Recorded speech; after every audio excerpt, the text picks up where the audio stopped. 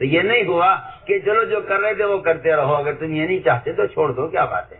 میرے اور آپ کے سب کے ذہن میں بیٹھا ہوا ہے، اگر اللہ کا اور اللہ کے رسول کا کوئی امر ایسا آ جائے جو میرے مزاج کے خلاف ہو، یا میرے ماحول کے خلاف ہو، یا میری سوسائٹی کے خلاف ہو، یا میرے والدین کی چاہت کے خلاف ہو، اگر ایسا امر آ جائے میرے دوستوں کی چاہت کے خلاف ہو یا قانون کے خلاف ہو، میں اس کو چھوڑ دوں گا، اس لیے کہ وہ میرے مذہب کا نہیں ہے یا وہ میرے لیے مناسب نہیں ہے۔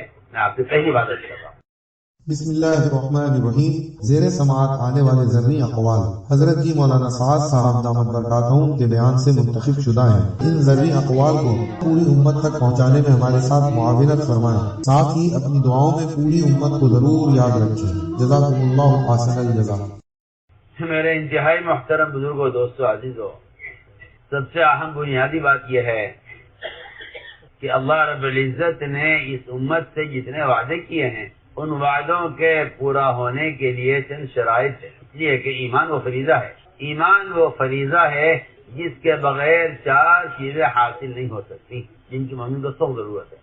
4 چیزیں ایسی ہیں جو ایمان کے بغیر حاصل نہیں ہو سکتی، کسی قیمت پر حاصل نہیں ہو سکتی، جن کی مومن کو سخت ضرورت ہے۔ سب سے پہلی چیز کہ ایمان کے بغیر دین پر استقامت حاصل نہیں ہو سکتی، اس لیے کہ دین اصل استقامت کا دین ہے، دین استقامت کا دین ہے۔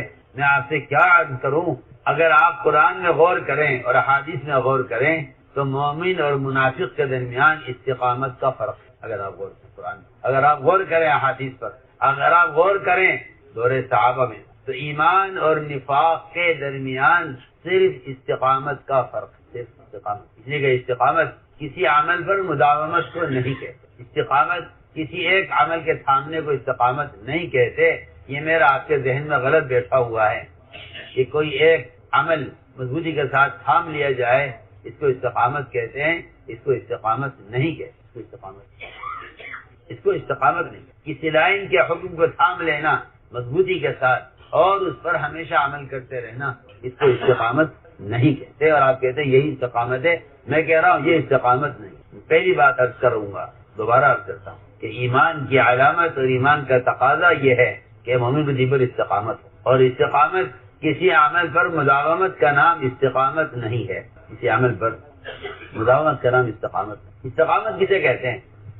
استقامت کہتے ہیں پورے دین پر چلنے کو، استقامت کہتے ہیں پورے دین پر چلنے، اس لیے کہ جو قربانی ہے، جو مجاہدہ ہے، جو طبیعت کے خلاف حکم پورا کرنا ہے، وہ جبھی ہو سکتا ہے جب وہ حکم پورا کیا جائے جو حالات کے، طبیعت کے، مزاج کے، جذبے کے خلاف ہو، ورنہ کسی ایک حکم پر جم جانا اور کسی ایک عمل کو تھام لینا اس کو استقامت نہیں کہتے۔ ورنہ منافقین کو بھی استقامت حاصل تھی، کیونکہ وہ چند اعمال کے کر لینے کو ایمان اور اسلام سمجھتے تھے۔ اور میں خیال کر دیتا ہوں کہ کسی عمل پر مداومت کا نام استقامت نہیں ہے، پورے دین پر چلنے کا نام استقامت ہے۔ اللہ نے فرمایا ہے قرآن میں وَأَنِ اعْبُدُونِي هَذَا صِرَاطٌ مُسْتَقِيمٌ، کہ صراط مستقیم یہ نہیں ہے کہ آپ ایک لائن کے عمل کو تھام لیں، بلکہ میری کامل اطاعت استقامت ہے۔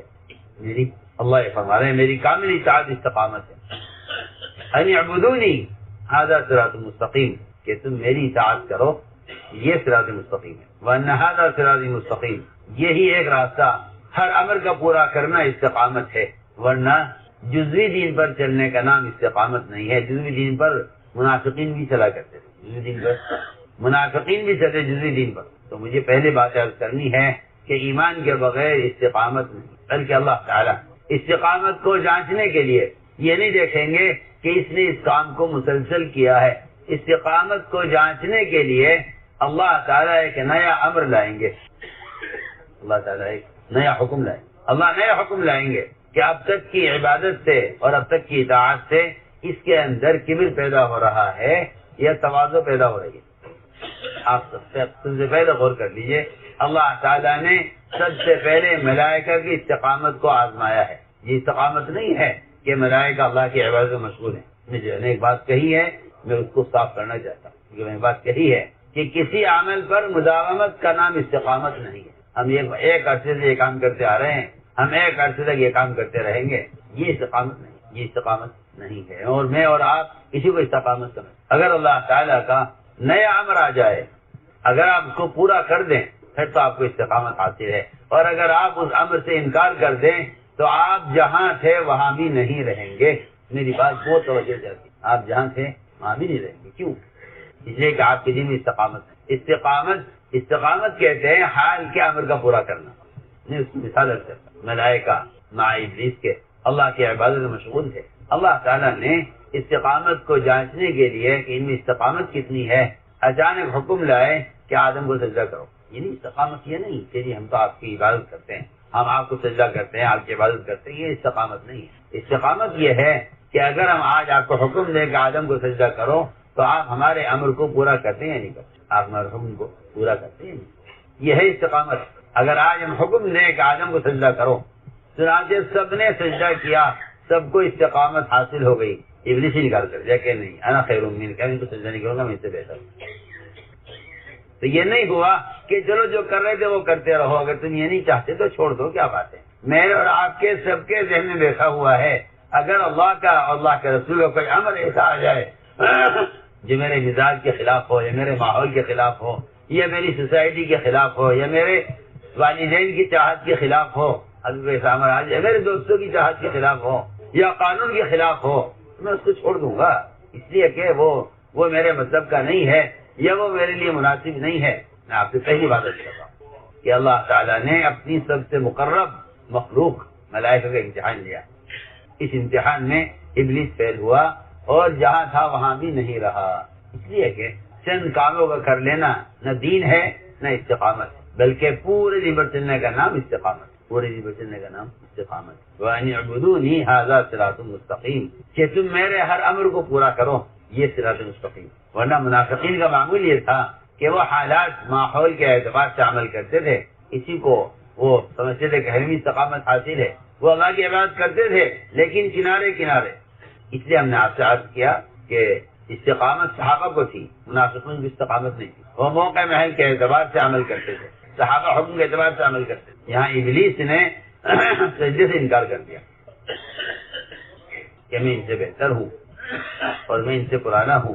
تو میں نے عرض کیا کہ کسی عمل پر مداومت کا نام استقامت نہیں ہے، اللہ کے ہر امر کو پورا کرنے کی پوری کوشش کرنا، اس امر کو پورا کرنا، یہ استقامت ہے۔ تو اللہ نے پہلا امتحان ملائکہ کا لیا اور حکم جو آیا وہ حکم ان کی حیثیت کے خلاف آیا، انہوں نے اس امر کو پورا کر دیا کہ اللہ کا حکم ہے۔ میں پہلی مثال دے رہا ہوں کہ ایمان کے بغیر استقامت، جس طرف سے دین میں کوئی رکاوٹ پیش آتی ہے لوگ وہاں سے راستہ بدل دیتے ہیں، راستہ وہاں سے بدل دیتے ہیں۔ یہ راستہ بدل دینا یہ ہے سبل، جس کو اللہ نے قرآن میں بیان کیا ہے کہ اگر تم صراط مستقیم سے ہٹ گئے اور سیدھے راستے سے ہٹے اور تم نے بائی پاس نکال لیے ادھر ادھر تو تم سیدھے راستے سے بھٹک جاؤ گے۔ یہ ہے وہ کیا کہنا چاہیے کہ تحویلیں اور بائی پاس، کہ اگر اسلام کے اس زمانے میں اسلام کے فلاں حکم میں قانون رکاوٹ آ رہی ہے تو آپ کو یہاں سے خود دینا چاہیے۔ یہ سب کا مزاج بنا ہوا ہے، کیا عوام، کیا پڑھے لکھے، کیا دیندار، کیا بے دین، سب نے یہ سوچ لیا ہے کہ دین کے جس عمل میں رکاوٹ آئے گی ہم اس کے لیے کوئی متبادل راستہ نکالیں گے، اس کے لیے متبادل راستہ نکالیں۔ میں نے پہلی بات کی کہ استقامت یہ ہے کہ اللہ کے جو حکم آ رہا ہے اسے اس حکم کو پورا کیا جائے۔ اس کو اللہ نے فرمایا ہے کہ جو کہا ہے ہمارا رب اللہ ہے، پھر وہ اللہ کے رب ہونے پر قائم رہے۔ کیا مطلب ہے کہ اس کا مطلب یہ ہے کہ پھر انہوں نے اس اللہ کے غیر کے کسی حکم پر عمل نہیں کیا، اللہ کے غیر کے حکم پر عمل نہیں کیا، کیونکہ اگر یہ اللہ کے غیر کے حکم پر عمل کرتے ہیں اللہ کے حکم کے خلاف تو انہوں نے اللہ کے غیر کو اپنا رب بنا لیا ہے۔ حالانکہ رب نے اللہ کہنے کے بعد کا تقاضا یہ ہے کہ آپ اس کے حکم پر قائم رہیں، جو حکم پر آپ قائم۔ تو میں نے پہلی بات کی کہ ایمان کے بغیر استقامت نہیں، ایمان کے بغیر استقامت نہیں۔ دوسری بات یہ ہے کہ ایمان کے بغیر وعدے پورے نہیں ہوتے، ایمان کے بغیر وعدے پورے نہیں ہوتے، جتنے بھی وعدے ہیں وہ وعدے ایمان کے بغیر پورے نہیں ہوتے۔ سوال اس بات کا ہے کہ آپ سے جو وعدہ کیا گیا ہے آپ کو اس وعدے کے پورا ہونے کا کتنا یقین ہے۔ حکومتیں بدلیں، حالات بدلیں، آپ کو وعدے میں شک نہیں ہوتا۔ اگر حالات کے بدلنے کے اعتبار سے آپ کو وعدے میں شک ہو گیا ہے تو شک والوں کے لیے وعدے پورے نہیں ہوتے، شک والوں کے لیے وعدے پورے نہیں ہوتے۔ یہ دوسری بنیادی چیز ہے کہ جتنے وعدے کیے گئے ایمان والوں سے یہ سارے وعدے یقین کرنے والوں کے لیے پورے ہوں۔ جن وعدوں کا یقین نہیں ہے ان کے لیے وعدے پورے نہیں کیے جائیں گے۔ اس لیے اللہ تعالیٰ کا نظام ہے یہ کہ اللہ تعالیٰ محمد صلی اللہ علیہ وسلم کی زبان پر ایسے وعدے کرتے ہیں اور وہ وعدے سب سے کیے جاتے ہیں، صرف ایمان والوں سے نہیں، وعدے سب سے۔ جو یقین کر کے بات کو قبول کر لے ان وعدوں کو پائے گا، اور جو حالات کے اعتبار سے یا اپنے دل کے اندر تردد و شک لے کے بیٹھا ہوا ہے اس کے اعتبار سے اگر وہ اس کو قبول نہیں کرے گا تو وعدوں سے محروم کر دیا جائے گا۔ حالات چاہے کیسے بھی ہوں، لیکن ہمیشہ یاد رکھو کہ داعی کی اور نبی کی نظر نتیجے پر رہتی ہے۔ داعی کی نظر نتیجے پر ہے۔ سارے وعدے جتنے بھی کیے ہیں اللہ تعالی کے نبی کی زبان پر، سارے وعدے برے حالات میں کیے ہیں، سارے وعدے برے حالات میں۔ میں بہت اہم بات کرتا ہوں، سارے وعدے برے حالات میں کیے ہیں۔ ایک کہیں ثابت نہیں ہے کہ حالات بھی اچھے ہوں اور وعدے بھی کیے ہوں، یہ کہیں ثابت نہیں۔ کیوں؟ کیونکہ ہم برے حالات میں اس لیے وعدے کرتے ہیں تاکہ یقین کرنے والے شک کر ایک طرف ہو جائیں اور شک کرنے والے ایک طرف ہو جائیں، انکار کرنے والے ایک طرف ہو جائیں اور قبول کرنے والے ایک طرف ہو جائیں۔ اس لیے آپ دیکھیں گے کہ جو وعدے کیے گئے ہیں وہ کفار سے بھی کیے گئے، منافقین سے بھی کیے گئے، ایمان والوں سے بھی کیے گئے، تینوں سے۔ سنیے تو صحیح، جس طرح پانی کے ذریعے کانٹے بھی اگتے ہیں، درخت بھی اگتے ہیں، پھل بھی اگتے ہیں، پھول بھی اگتے ہیں، ایک ہی پانی ہے جو ہر چیز کو اگا رہا ہے۔ بالکل میں عرض کرنا چاہتا ہوں کہ یہی وعدے ہیں، ان وعدوں کی وجہ سے کافر کے کفر میں اضافہ ہوتا تھا، منافق کے شک میں اضافہ ہوتا تھا اور مومن کے یقین میں اضافہ ہوتا تھا۔ تینوں کی حالت صرف وعدوں سے، تینوں کی حالت میں اضافہ صرف وعدوں سے ہوتا تھا۔ آپ صلی اللہ علیہ وسلم نے وعدے سب سے کیے، یہ نہیں دیکھا کہ یہ کون لوگ ہیں، یہ میری بات کا یقین کریں گے یا نہیں کریں گے، یہ نہیں دیکھا آپ نے کہ کون لوگ ہیں میری بات کا یقین کریں گے یا نہیں کریں گے۔ آپ صلی اللہ علیہ وسلم نے برے سے برے حالات میں بڑے سے بڑے وعدے کیے ہیں، برے سے برے حالات میں بڑے سے بڑے وعدے۔ مجھے بات یاد کرنی ہے کہ اس زمانے میں امت مسلمہ عام عمومی طور پر عالمی سطح پر حالات کو سامنے رکھ کر چلنے والے وہ وعدوں میں شک کیا بلکہ وعدوں کا انکار کر دیں گے۔ بھائی اس زمانے میں یہ ہونے والا نہیں، اور میں سمجھتا ہوں کہ وعدوں میں شک کرنا مومن کو اللہ سے بدگمان کر دیتا ہے، مومن کو اللہ سے بدگمان وعدوں میں شک کرنا مومن کو اللہ سے بدگمان کر دیتا ہے۔ میں پہلی مثال عرض کر رہا ہوں، بالکل نبوت کا ابتدائی دور ہے، آپ صلی اللہ علیہ وسلم کی بات کوئی سننے کو ماننے کو تیار نہیں ہے۔ آپ آنے والے جو قافلے آتے تھے حج کے موسم میں، آپ ان قافلوں کو میں آپ کو پیش کرتے تھے، کوئی مجھے ٹھکانہ دے دے، کوئی مجھے اپنے ساتھ لے جائے، کوئی میری مدد کر دے، کوئی مجھے پناہ دے دے، مجھے اللہ کی بات کہنے کا موقع مل جائے، کوئی ساتھ نہیں دیتا۔ آپ صلی اللہ علیہ وسلم ابتدائی نبوت میں آنے والے قافلوں پر اپنی دعوت کو پیش کرنا چاہتے تھے۔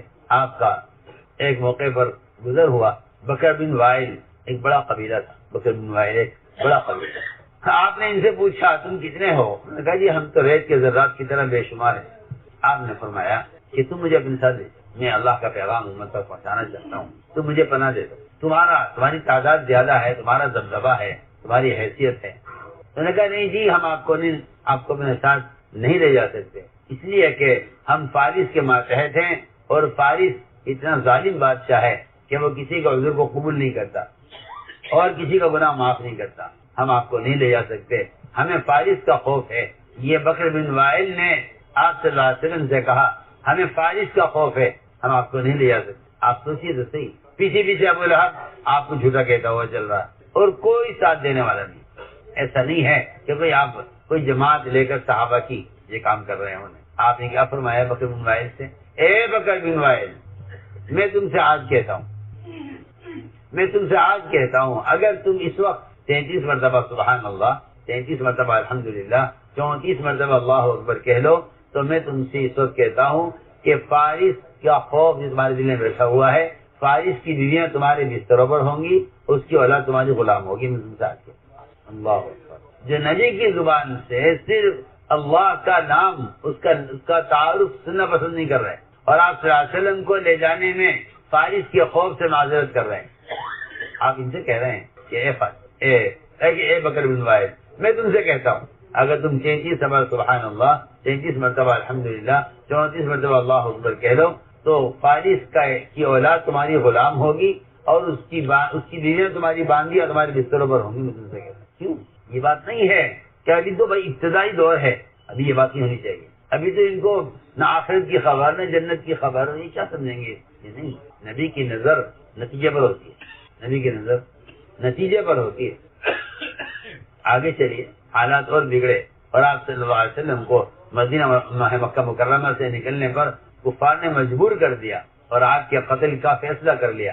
آپ صلی اللہ علیہ وسلم رات کو چھپ کر نکلے مکہ مکرمہ سے، سراقہ بن مالک نے آپ کا پیچھا کیا، اور جو انعامات آپ کے قتل پر اور جو انعامات آپ کو قید کرنے پر طے کیے گئے تھے، ہر کافر اس انعام کے لینے کی کوشش میں تھا۔ چنانچہ سراقہ بن مالک اپنے گھوڑے کو لے کر آپ کے قریب تک پہنچ گیا۔ آپ کے سراقہ کے درمیان چند ہاتھ کا فاصلہ تھا۔ آپ میں اے سراقہ، جس دین کی وجہ سے مجھے یہاں سے نکال رہے ہو، جس دین کی وجہ سے تم میرے دشمن ہو گئے ہو، میں تم سے اس وقت کہتا ہوں۔ آپ دیکھیں نا قسمہ پرسی کا آپ کا عالم دیکھیے، آپ مڑ کر مکہ مکرمہ کو دیکھ رہے ہیں، آپ کا یہ خیال ہے کہ آج کے بعد میں واپس یہاں کبھی نہیں آ سکوں گا، اور آپ کی نظر کہاں ہے؟ آپ کی نظر کہاں ہے؟ آپ نے فرمایا اے سراقہ، میں تم سے کہتا ہوں جو دین میں لے کر آیا ہوں، اگر تم اختیار کر لو تو کس طرح ابن ہرمز کے ہاتھوں میں پہننے والے کنگن وہ تمہارے ہاتھ میں ہوں، جو اس کے ہاتھ میں ہوتے تھے وہ تمہارے حوالے ہوں گے اگر تم یہ دین قبول کر لو۔ یا آپ سراقہ ابن مالک کافر سے کہہ رہے ہیں جو تلوار لے کر آپ صلی اللہ علیہ وسلم کے قریب پہنچ چکا ہے آپ کے قتل کے لیے۔ میں سراقہ میں تم سے کہتا، دور گزر گیا، آپ کا زمانہ گزر گیا، اس وقت کا زمانہ گزر گیا۔ سراقہ ابن مالک رضی اللہ تعالیٰ عنہ حضرت کے سامنے بیٹھے ہوئے تھے، عمر رضی اللہ تعالیٰ عنہ نے وہ دونوں کنگن نکالے اس طرح کے خاص صندوق کے اندر سے اور نکال کر لڑکائے ان کی طرف سراقہ کی طرف کہ سراقہ، جس دن تم محمد صلی اللہ علیہ وسلم کے قتل کے جو ان کے قریب پہنچے تھے اس دن تم سے وعدہ کیا گیا تھا، آج وعدہ پورا ہوتا۔ ہم تو کچھ کہنا چاہتے کہ امت بیچاری اس دھوکے میں پڑی ہے کہ نہیں، پہلے حالات دیکھو، حالات اگر کہتے ہیں ہاں وعدے پورے ہو جائیں گے تو وعدے پورے ہو جائیں گے، اور اگر حالات وعدے پورے ہونے کے نہیں ہیں تو پھر ایسے میں ان باتوں کو کرنے سے کیا فائدہ۔ اور ہم اب کہنا چاہتے کہ وعدے پورے ہوتے ہیں یقین کرنے والوں کے لیے۔ آپ دیکھتے جائیے، جہاں جتنے برے حالات ہیں وہاں اتنے بڑے وعدے ہیں، جہاں جتنے برے حالات وہاں اتنے بڑے وعدے ہیں۔ آپ صلی اللہ علیہ وسلم نے سراقہ ابن مالک سے جو وعدہ کیا ہے وہ انتہائی قسمہ پرسی کی حالت میں کیا۔ آگے چلیے، خندق کا موقع ہے، مسلمانوں کی تعداد کم ہے، کفار کی زیادہ ہے، کھانے کو کچھ نہیں ہے، فاقے کا حال ہے، سردی بہت سخت ہے، منافقین بہانے کر کے جھوٹے پیچھے ہٹ کر غائب ہونے لگے، کھانے کے لیے کچھ نہیں۔ آپ صلی اللہ علیہ وسلم نے خندق کے اس موقع پر آپ صلی اللہ علیہ وسلم نے صحابہ سے جو وعدہ کیا، فرمایا کہ قیصر کسریٰ کے محلات کا فتح ہونا مجھے دکھلا دیا گیا، مدائن کے شہر میرے سامنے ظاہر کر دیے گئے ہیں، سب فتح ہو رہے ہیں۔ حالات کیا ہیں، وہ وعدہ کیا ہے؟ منافقین نے کہا ما وعدنا اللہ ورسول اللہ غرورا، کہ یہ سارے وعدے دھوکہ ہیں، کچھ نہیں ہوگا۔ لیکن حالات ہی ایسے نہیں ہیں کہ وعدے پورے ہو۔ میرے دوستو عزیزو، میں مثالیں آپ سے عرض کر رہا ہوں کہ وعدے پورے ہوتے ہیں یقین کرنے والے، جو وعدوں کا انکار کرتے ہیں وہ محروم ہو جاتے ہیں، جو وعدوں کا یقین کر لیتے ہیں ان کے لیے وعدے پورے ہو جاتے ہیں، اگرچہ ایک مدت کے بعد ہوئے۔ ہم نے عرض کیا کہ خندق کے موقع پر آپ صلی اللہ علیہ وسلم نے صحابہ سے صاف فرمایا کہ قیصر کسریٰ کے محلات کا فتح ہونا مجھے دکھلا دیا گیا۔ منافقین نے یہ کہا ما وعدنا اللہ ورسولہ الا غرورا، کہ سارے وعدے دھوکہ ہیں، کچھ نہیں ہوگا، اس لیے کہ انتظام ایسا نظر نہیں آ رہا ہے کہ وعدے پورے ہوں گے۔ یہ خندق کا موقع ہے۔ آگے چلیے، حدیبیہ میں سمجھتا ہوں کہ اس سے زیادہ مظلومیت کا موقع مسلمانوں کے لیے اور اس سے زیادہ ہزیمت کا موقع مسلمانوں کے لیے کیا ہوگا کہ بیت اللہ جو کسی کی جاگیر نہیں ہے، سب کے لیے ہے۔ کفار نے کہا آپ کو عمرہ نہیں کرنے کا، واپس جائیے، اور رسول نہیں لکھنے دیں گے، اس کو کاٹیے۔ رسول ہم لکھنے نہیں دیں گے، آپ کو سورہ نامہ تیار ہو رہا ہے، اس کے اندر ساری دفعات ظلم کی ہیں، نہ آپ کو ہم عمرہ کرنے دیں گے، آپ کا آدمی ہمارے پاس آئے گا ہم واپس نہیں کریں گے، ہمارا آدمی آپ کے پاس آئے گا آپ کو واپس کرنا ہوگا۔ لکھیے اس کو، فرمایا کہ آج ہی مجھ سے جس چیز کا مطالبہ کریں گے اس کو پورا کرو۔ صحابہ کا جذبہ ہے عمرہ کرنے کا، حکم میں واپس جانے کا، صحابہ کا جذبہ ہے بیت اللہ کی زیارت کرنے کا۔ مشرکین اڑے ہوئے ہیں کہ نہیں۔ سہیل بن عمرو آئے، آپ نے فرمایا معاملہ آسان ہو جائے گا۔ سہیل آئے، سہیل کا مطلب یہ ہے کہ سہل، معاملہ آسان ہو جائے گا۔ سہیل آئے، کہنے لگے آپ صلی اللہ علیہ وسلم سے کہ یہ جو آپ نے رسول کا لفظ لکھا ہے سورہ نامہ کے اندر، اس کو کاٹیے۔ رسول کو بڑا غصہ تھا سہیل پر، اس نے سہیل نے آپ کا رسول کا نام کٹوایا ہے۔ صاحب نے کہا ہم تو نہیں کاٹ سکتے، ہم تو اسے نہیں کاٹ سکتے۔ آپ نے فرمایا لاؤ مجھے دو سورہ نامہ۔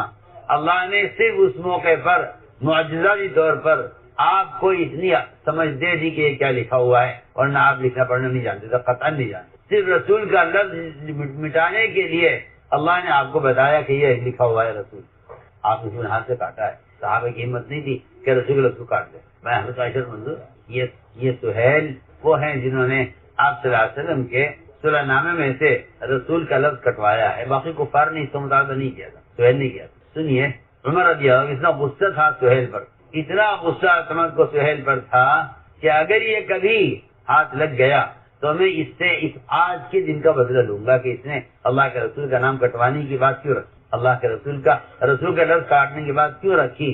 مجھے اسے موقع مل گیا تو میں اس سے اس کا بدلہ لوں. جب سہیل بن عمرو بدر کی قیدیوں میں قید ہو کر آئے، اللہ حضرت نے فرمایا میں نے تو طے کر لیا ہے، فیصلہ کر لیا ہے کہ میں اس کے سہیل کے سامنے کے دانت توڑنے، سہیل کے سامنے کے دانت توڑنے میں نے طے کر لیا. مجھے سہیل کے سامنے کے دانت ہر قیمت پر توڑنے ہیں، میں نے طے کر لیا ہے. کیونکہ یہ ہیں وہ دانت کہ جن کی مدد سے سہیل نے آپ سے مطالبہ کیا تھا کہ یہ رسول اللہ مٹائیے. میں اس کے دانت سامنے کے ایسے توڑ دوں گا کہ اس کی کبھی کوئی بات سمجھ نہیں آئے گی اور اس کا کوئی لفظ اس کی زبان سے صحیح نہیں نکلے گا. آپ کو پتہ چلا کہ عمر سہیل کے دانت توڑنا چاہ رہے. بہت عجیب قصہ ہے. عمر سہیل کے دانت توڑنا چاہ رہے. فرمایا عمر یہاں آؤ، کیا کر رہے ہیں؟ کہ جی میں نے طے کیا ہے کہ ہم اس کے دانت توڑنے ہیں. کیوں؟ اس نے آپ کو یوں کہا تھا. آزمایا عمر سہیل کے دانت مت توڑو، تمہیں معلوم نہیں ہے مجھے نظر آ رہا ہے، تمہیں معلوم نہیں ہے مگر مجھے نظر آ رہا ہے کہ اللہ تعالیٰ ان دانتوں سے ایک زمانے میں وہ کام لیں گے کہ جس کی وجہ سے امت فتنے سے بچ جائے گی. کیا بات کریں عمر، یہ کام چھوڑو. تمہیں معلوم نہیں ہے اللہ ان دانتوں سے ایک زمانے میں وہ کام لیں گے کہ امت اس آدمی کے ذریعے مرتد ہونے سے بچے گی. حضرت عمر غصے میں آئے نہیں، لیکن وہاں تو بات ہی تھی نا کہ جو کہہ دیا ہے، جو وعدہ کر رہے ہیں اس کا یقین کرنا چاہیے، اپنے جذبے کو اپنے ارادے کو چھوڑ دینا چاہیے. اللہ کی شان، آپ سہیل کے دانتوں کو توڑنے کو منع کر دیا، حالانکہ وہ مشرک تھے اس وقت اور غصہ عمر کے اس وجہ سے تھا کہ کسی کافر نے آپ سے رسول اللہ کاٹنے کا مطالبہ نہیں کیا تھا، سہیل نہیں کیا تھا. اللہ کی شان، یہ سہیل ایمان لائے.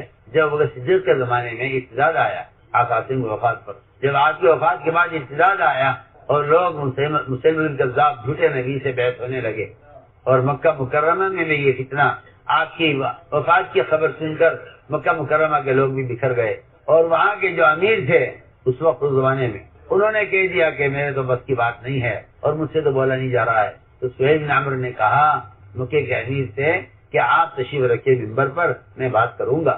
سہیل نے اللہ نے سہیل سے ایسا بیان کروایا اس موقع پر کہ جو الفاظ ابوبکر صدیق رضی اللہ تعالیٰ عنہ کے مدینے میں تھے آپ کی وفات کے بعد امت کو جمع کرنے کے لیے، اللہ نے بعینہ وہی الفاظ سہیل کی زبان پر جاری کی. لوگوں نے کہا دیکھو یہ ہے وہ محمد صلی اللہ علیہ وسلم کا اس دن کا وعدہ کہ عمر اس کے دانت مت توڑو.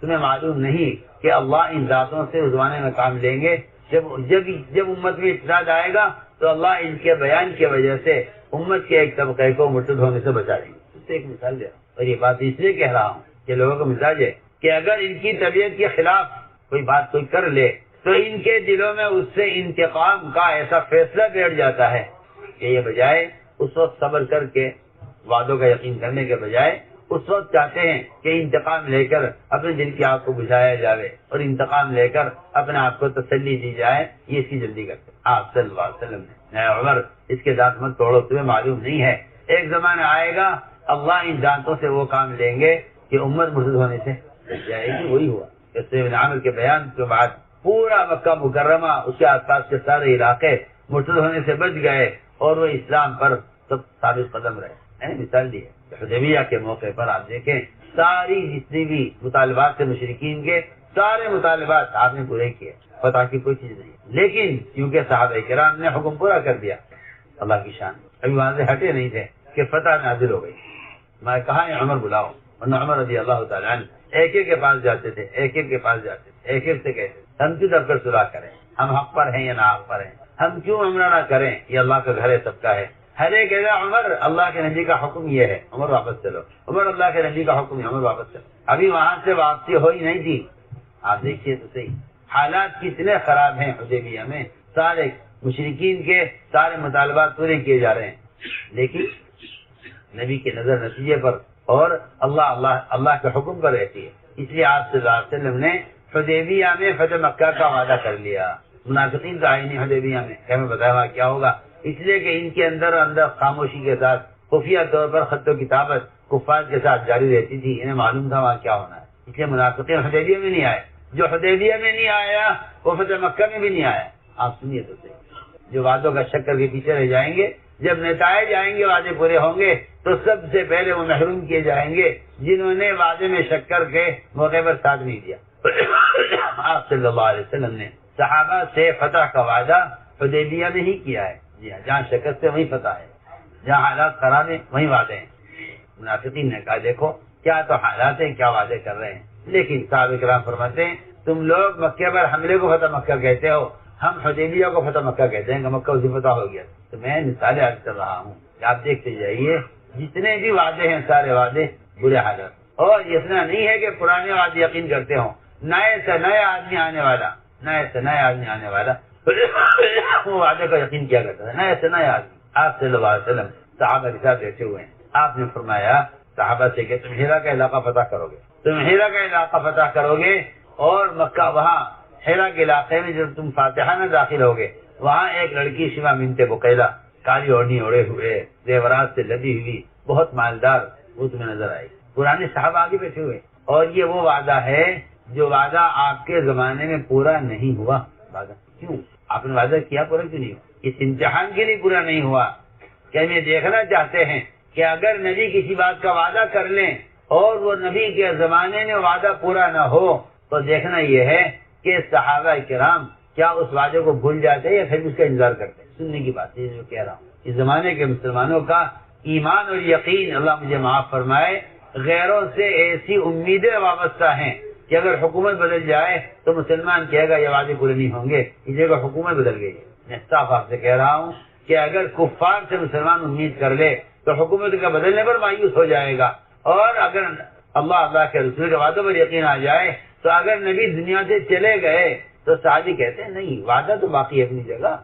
اگر نبی چلے گئے تو کیا بات ہے، اگر نبی چلے گئے تو کیا بات ہے، وعدہ تو اپنی جگہ باقی ہے. آپ نے جو وعدہ کیا ہے وہ وعدہ اپنی حیات تک نہیں کیا ہے، اس لیے کہ اللہ تعالیٰ کی طرف سے قیامت تک آنے والے مسلمانوں سے اللہ نے جتنی نصرت اور خیر کا وعدہ کیا ہے وہ قیامت تک آنے والے مسلمانوں سے نبیوں کی طرح وعدہ کیا ہے. وعدہ نبیوں کی طرح کیا ہے، قیامت تک وعدہ قیامت تک کے لیے کیا ہے. سننے کی بات ہے. آپ نے فرمایا کہ تم ہیرا کا علاقہ فتح کرو گے.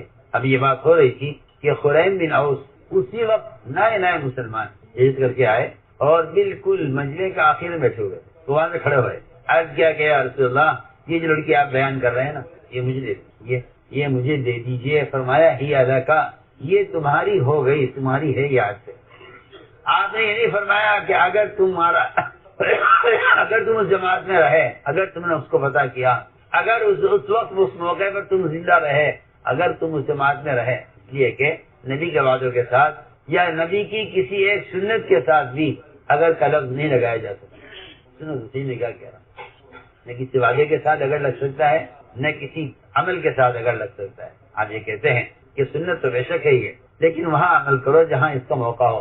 اگر اس کا موقع نہیں ہے تو کیا کیا جائے؟ میں کچھ کہنا چاہتا ہوں. یہاں تو مسلمان سنتوں سے ننگا ہو گیا ہے صرف یہ دیکھ کر کہ حالات و موقع اس کا نہیں ہے. اور وہاں عبداللہ بن عمر رضی اللہ تعالیٰ عنہ سے ایک صاحب نے پوچھا کہ آپ حجر اسود کے بوسہ لینے کے بارے میں کیا کہتے ہیں؟ عبداللہ بن عمر سے پوچھا ایک صاحب نے کہ حجر اسود کا بوسہ لینے کے بارے میں آپ کیا کہتے ہیں؟ انہوں نے کہا ہاں کیا کہتے ہیں، سنت ہے اور سنت سمجھ کر ہم اس کا بوسہ دیتے ہیں. اس سائل نے یہ کہہ دیا، سوال کرنے والے نے، کہ اگر بھیڑ زیادہ ہو، اگر مجمع زیادہ ہو اور وہاں تک پہنچنے کا موقع نہ ہو پھر کیا کیا جائے گا، پھر کیا حکم ہے بوسہ دینے کا؟ یہ اس سائل نے عبداللہ بن عمر سے کہہ دیا. انہیں غصہ آ گیا. اس نے کہا اگر بھیڑ زیادہ ہو تو پھر کیا کریں؟ فرمایا کہ اگر مگر کو یمن پھینک دے. اگر مگر یمن پھینک اگر کو. تیرا یہ کہنا کہ اگر بھیڑ زیادہ ہے تو کیا کریں گے، اس کا مطلب یہ ہے کہ تیرے اندر اس سنت پر عمل کا عزم اور ارادہ نہیں. جن کے بعد عزائم ہوتے ہیں وہ اگر کو نہیں جانتے، جن کا عزم ختم ہو جاتا ہے ان کے پاس اگر کے علاوہ کچھ باقی نہیں رہتا. وہ ضروری بات آتا ہے. جو اگر لگا دیں گے کسی بھی عمل میں، چاہے وہ سنت ہی کیوں نہ ہو، چاہے وہ سنت عادت میں سے کیوں نہ ہو، اگر آپ نے اگر لگا دیا تو آپ عمل سے محروم کر دیا جاتا. اس نے کہا جی آپ نے فرمایا کہ لڑکی ہے سینا بنت بقیلہ، تو وہ صحابی کہے جو خلیل بن اوس لڑکی مجھے دے دیجیے، فرمایا یہ اعتمادی ہو گئی، لے لو، آپ غور کیجیے، آپ کا زمانہ گزر گیا، آپ کی وفات ہو گئی، ابو بکر صدیق کا زمانہ۔ جماعت وہاں داخل ہوئی ہیرا کے علاقے میں، وہاں پہنچی جماعت تو یہ خلیل بن اوس کہنے لگا امیر صاحب سے، امیر صاحب یہاں ایک لڑکی میرا انتظار کر رہی ہے، مجھے اس کو لینا ہے جا کر۔ آپ کو کوئی پیغام آیا ہے کہ نہیں؟ کسی نے آپ سے کہا ہے کہ نہیں؟ آپ نے دیکھا اس کو کہ نہیں؟ میں تو ابھی یہاں پہنچے ہی اس علاقے میں، تو یہاں میدان میں ایک لڑکی ہے شیما بنت بقیلہ، وہ میرا انتظار کر رہی ہے، آپ مجھے اجازت دیجیے میں جا کے اس کو لے آتا ہوں۔ مثال نے مجھے کس نے بتایا کہ مجھے تو اللہ کے نبی نے اس زمانے بتلایا تھا، اور وہ یہاں میرا انتظار کر رہی ہے۔ روایت میں ہے خریم بن اوس تنہا نکلے میدان میں اس لڑکی کی تلاش میں جن کو اس کا یقین تھا کہ وہ یہاں کھڑی ہے، میرا انتظار کر رہی ہے۔ لیکن ایسا نہیں ہو سکتا کہ اللہ کے رسول صلی اللہ علیہ وسلم کوئی وعدہ کرے اور پورا نہ ہو، وعدہ کرے اور پورا نہ ہو۔ یہ گئے، سامنے وہ لڑکی کھڑی ہوئی تھی اپنے سفید خچر پر سوار، کہا تیرا نام شیما بنت بقیلہ ہے؟ کیا میرا نام شیما بنت بقیلہ؟ چلو اس کو قبضہ کر لیا، سارا زیور، اس کا سارا مال جتنا اس کے پاس کا شہزادی تھی اس پر قبضہ کیا، اس صاحب لے کر آ گئے۔ امیر صاحب سے کہا لوگوں نے، امیر صاحب ایسی لڑکی ہے، ایسی لڑکی ہے، مال تقسیم ہونے چاہیے سب پر، پوری جماعت پر، یہ مال غنیمت ہے، سب پر تقسیم ہوگا، اور لڑکی تو ایسی ہے کہ تو آپ کے پاس رہنی چاہیے۔ میں نے کہا نہیں، یہ نہ یہ تقسیم ہوگی نہ لڑکی کسی کو ملے گی، یہ میرا مال ہے، میرا سامان ہے، اس میں کسی کا حصہ نہیں۔ تو کیسے کہہ رہے ہو کہ میں اللہ کے نبی نے مجھے دی تھی، میں نے آپ سے دی تھی آپ کے زمانے؟ کوئی کاغذ لکھا ہو تمہارے پاس؟ کہ نہیں میرے پاس کوئی کاغذ لکھا ہوگا نہیں، کیا ضرورت ہے؟ میں نے تو آپ سے کوئی تحریر نہیں مانگی تھی، میں نے تو صرف آپ کے کہنے پر میں نے آپ سے مطالبہ کیا تھا، آپ نے لڑکی زبانی مجھے دی، تو میں ایسے نہیں ملے گی، گواہ لے کر آؤ۔ گواہ کہاں سے لائیں؟ اتنا زمانے پرانی بات ہو گئی، میں گواہ کہاں سے لاؤں؟ پھر یہ بھی نہیں کہ مدینے میں ہیں تو بہت سے لوگ گواہ مل جائیں، نہیں، وہاں جماعت میں نکلے ہوئے تھے، چند ساتھی ان کے ساتھ تھے، نہیں گواہ لاؤ۔ ساتھی بیٹھے ہوئے تھے، وہیں جا کر ان سے پوچھا کہ بھئی وہ زمانے کی بات ہے جب میں اسلام لایا تھا اور میں آخر میں بیٹھا ہوا تھا، آپ میں سے آپ سے آخر نے ہمارے درمیان بیان کیا تھا اور میں نے کہا تھا لڑکی مجھے دے دیجیے، آپ نے لڑکی میرے حوالے کر دی، آپ نے کہا تھا تمہارے لیے ہے، تو تم نے کوئی ہے گواہ؟ دو انصاری صحابی کھڑے ہوئے، یہاں کیوں نہیں؟ ہم موجود تھے، چلیے ہم گواہی دیں گے، ہم موجود تھے وہاں۔ دو انصاری صحابی فوراً آئے، امیر صاحب بھی ٹھیک کہہ رہے ہیں، ہم تعلیم حلقے میں موجود تھے جب انہوں نے آپ سے لڑکی کا مطالبہ کیا۔ میں تو ایک مثال عرض کروں، یہ وعدے پورے ہوتے ہیں یقین کریں، وعدے پورے ہوتے ہیں یقین کرنے والوں کے لیے، اس لیے کہ جو لوگ یقین میں کمزور ہو جاتے ہیں اور جو وعدوں میں شک کرتے ہیں وہ اللہ سے بدگمان ہو جاتے ہیں، اور جب بدگمان ہو جاتے ہیں اللہ تعالیٰ ان کے ساتھ معاملہ ان کے گمان کے اعتبار سے کرتے ہیں۔ میں آپ سے صاف عرض کرتا ہوں کہ سب سے بڑی طاقت اور سب سے بڑی مدد صرف اللہ کے ساتھ گمان ٹھیک ہونا ہے۔ اللہ خود فرما رہے ہیں انا عند ظن عبدی بی، میں اپنے بندے کے گمان کے ساتھ، میں اپنے بندے کے گمان کے ساتھ ہوں، جیسا اس کا گمان ہوگا میرے بارے میں اس کے ساتھ وہی معاملہ کروں۔ آپ دیکھ لیجیے، اگر ابراہیم علیہ السلام کا گمان یہ ہے کہ اللہ ہمیں ضائع نہیں کریں گے، تو جو گمان ابراہیم علیہ السلام کا ہے اور ان کے لیے آگ کو ٹھنڈا کیا گیا ہے، میں آپ سے کہتا ہوں بالکل یہی گمان ابو درداء کا ہے کہ میرا مکان نہیں جلے گا، کیونکہ اللہ تعالیٰ نے مجھ سے اس کا وعدہ کیا۔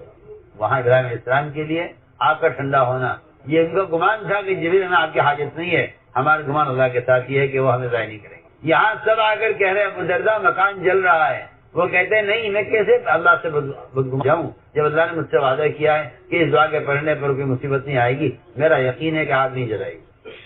یہ گمان ہے ادھر ابراہیم علیہ السلام کا نمرود کی آگ کے ساتھ، ادھر ابو درداء رضی اللہ تعالیٰ عنہ کا اپنے گھر میں لگنے والی آگ کے بارے میں۔ دونوں کا گمان برابر ہے، دونوں کے گمان کا نتیجہ برابر ہے۔ میں یہ کہنا چاہتا ہوں، یہ نہیں کہ نبی گمان کریں تو بڑی بات ہے، ایک عام مسلمان گمان کرے تو وہ بات نہیں ہو سکتی، نہیں، میں اپنے صاحب آپ سے کہہ رہا ہوں، جو وعدہ نبی کے گمان کے ساتھ، جو وعدہ نبی کے گمان سے نبی کے ساتھ ہے، وہی وعدہ امتی گمان کرنے سے امتی کے ساتھ۔ اس میں فرق کرنا چاہیے۔ آپ سوچیے، جب آپ صلی اللہ علیہ وسلم مکہ مکرمہ میں شکر نکلے، اور آپ کے سامنے روایت پوری ہے کہ حضرت سراقہ کے قریب پہنچ گیا، ادھر غار ثور پر جہاں آپ چھپے تھے، کفار نے آپ تک پہنچ گئے، آپ کے قریب پہنچ گئے۔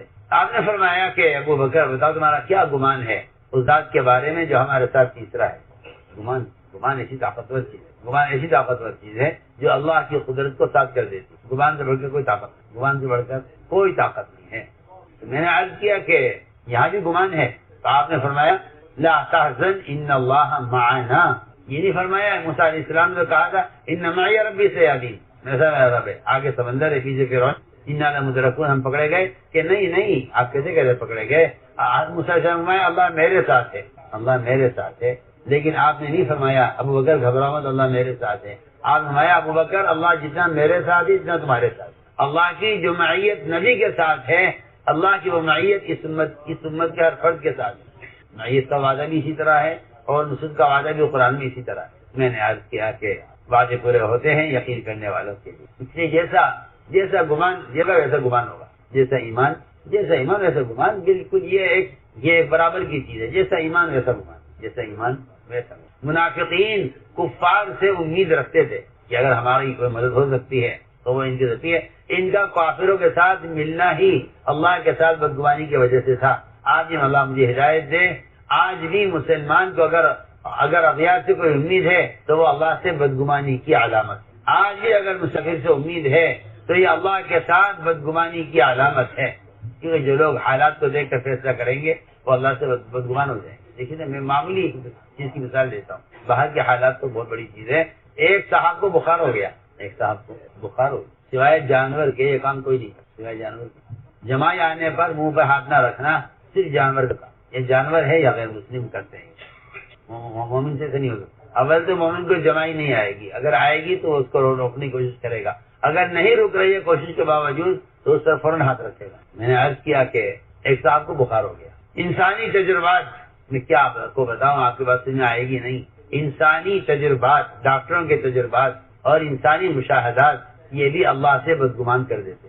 ہمارا تجربہ یہ ہے، تجربات سب سے زیادہ اللہ سے بدگمان کرتے ہیں. ہمیں ان کا تجربہ ہے، ہمیں اس چیز کا تجربہ ہے، ہمیں اس کھانے کا تجربہ ہے، ہمیں اس دوا کا تجربہ ہے، ہمیں اس نسخے کا تجربہ ہے، ہمیں بیماری کا تجربہ ہے. تجربات اللہ سے کیا کر دیتے ہیں؟ بدگمان. تجربات اللہ سے بدگمان کر دیتے ہیں. ایک صاحب کو بخار ہوا، آپ حسن تشریف لے گئے عیادت کے لیے، اور آپ کا یہ معمول تھا کہ آپ بیماری کے اوپر ہاتھ رکھ کر یا بیماری کی جگہ پر انگلی رکھ کر آپ یہ فرمایا کرتے تھے لا باس طہور انشاءاللہ. فرمایا آپ نے گھبرانے کی کوئی بات نہیں ہے، یہ بخار یہ تو تمہیں گناہوں سے پاک کرنے کے لیے آیا ہے، لا باس.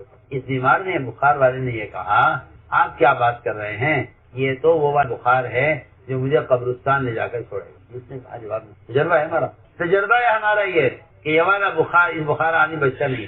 اس نے جواب میں کہا نہیں آپ کیا کہہ رہے ہیں، ٹھیک ہو جاؤں گا؟ نہیں، یہ تو وہ والا بخار ہے جو مجھے قبرستان پہنچائے گا. آپ نے جواب میں فرمایا فنعم اذن، پھر تو وہی ٹھیک ہے جو تم کہہ رہے ہو. اگر ایک معمولی بخار کے بارے میں آدمی اپنے تجربے پر نظر رکھے اور اس کا انکار کر دے تو آپ نے جواب نہیں فرمایا کہ نہیں ایسا مت کو، فنعم اذن، یہی مناسب جو تم کہہ رہے. تو میں نے عرض کیا کہ اللہ کے ساتھ گمان ٹھیک ہونا. اللہ فرمایا انا عند ظن عبدی بی، میں اپنے بندے کے گمان کے ساتھ ہوں. میں اپنے بندے کے گمان کے ساتھ ہوں، وہ مجھ سے جیسا گمان کرے گا اس کے ساتھ ایسا ہی معاملہ کروں. انا عند ظن عبدی بی، بندے گمان کے ساتھ. تو ہم نے عرض کی ہے چند باتیں. ایمان کے بغیر استقامت نہیں، اور ایمان کے بغیر وعدوں کا پورا ہونا نہیں. تیسری بات یہ ہے کہ ایمان کے بغیر اعمال میں اخلاص بھی نہیں. ایمان کے بغیر اعمال میں اخلاص بھی نہیں. ایمان کے بغیر اعمال میں اخلاص بھی نہیں ہوتا. اس لیے کہ اگر آپ غور کریں گے احادیث پر اور قرآن کی آیتوں پر تو ایمان ہی اخلاص ہے. ایمان ہی اخلاص. صحابی نے سوال کیا عمر ایمان یا رسول اللہ، ایمان کسے کہتے ہیں؟ آپ کہ ایمان اخلاص کو کہتے ہیں. آپ کہ ایمان اخلاص کو کہتے ہیں اس لیے کہ ریا کو شرک کہتے ہیں. اس لیے ایمان کو اخلاص. سوال کیا صحابی نے ایمان کسے کہتے ہیں؟ فرمایا کہ ایمان اخلاص کو کہتے ہیں. اس لیے کہ ریا کو شرک کہتے ہیں. ادھر ریا اور شرک، ادھر ایمان اور اخلاص ایک چیز ہے. تو میں نے عرض کیا کہ سب سے بنیادی چیز یہ ہے کہ ایمان کے بغیر اعمال میں اخلاص بھی نہیں ہوتا. اخلاص کیا ہے؟ اخلاص کسے کہتے ہیں؟ کہ مخلص وہ ہوتا ہے جو اللہ کے امر کے پورا کرنے میں نہ کسی کی ملامت سے متاثر ہوتا ہے اور نہ کسی کی تعریف سے خوش ہوتا ہے. جس کے لیے تعریف اور ملامت برابر ہو جائے، کیونکہ وہ آدمی مخلص آدمی ہوتا ہے. اور اس اخلاص کے بغیر اس کو استقامت نہیں ہو سکتی. کیوں کہ یا تو تعریف کی وجہ سے اس کے عمل میں ریا داخل ہو جائے گا، یا ملامت کی وجہ سے یہ آدمی لوگوں کو خوش کرنے کے چکر میں حق کا راستہ چھوڑ دے گا. یہ ایسا بہت ہوگا اور بہت ہو رہا ہے کہ آدمی ہنستا ہے کہ ہاں یہ بات حق ہے، صحیح ہے، لیکن لوگوں کی ملامت کی وجہ سے میں صاف آپ سے کہتا ہوں کہ ابو طالب کے اسلام سے محروم ہونے کا جو سبب ہوا ہے وہ صرف قریش کی ملامت کا اندیشہ تھا اور کچھ نہیں. کوئی پردہ باقی نہیں رہا تھا ابو طالب کے اللہ کے نبی کے درمیان، کوئی پردہ باقی نہیں رہا تھا، کوئی ایک کفر کا پردہ باقی نہیں رہا تھا، سارے پردے ختم ہو گئے تھے. صرف ایک معمولی سا پردہ یہ رہ گیا کہ مجھے قوم کی ملامت کا اندیشہ. اس کے الفاظ پر ابو طالب کے الفاظ پر آپ غور کریں تو یہ پورا یقین ہوتا ہے دن سے اس بات کا کہ ابو طالب نے آپ کا دین قبول کر دیا. آپ نے کہا میرے کان میں چلنا پڑتا، نہ سناؤ تم قوم کو، بالکل نہ سناؤ، کسی کو مت سناؤ، مجھے سناؤ. آخری بات یہ تھی کہ قوم کی ملامت کا اندیشہ. میں آپ سے صاف سے کہہ رہا ہوں کہ آج بھی مسلمان بہت سی خیروں سے اس لیے محروم ہو رہا ہے کہ لوگ ہمیں ملامت کریں گے. آپ کی بات 100% بالکل پکی ہے، صحیح ہے، ہم مانتے ہیں کہ یہ سیرت سے ہے، حق ہے، لیکن ہم کیا کریں؟ جن کے ہمارا اٹھنا بیٹھنا ہے، جن سے ہمارے تعلقات ہیں، ان سے ہمارے تجارتی تعلقات ہیں.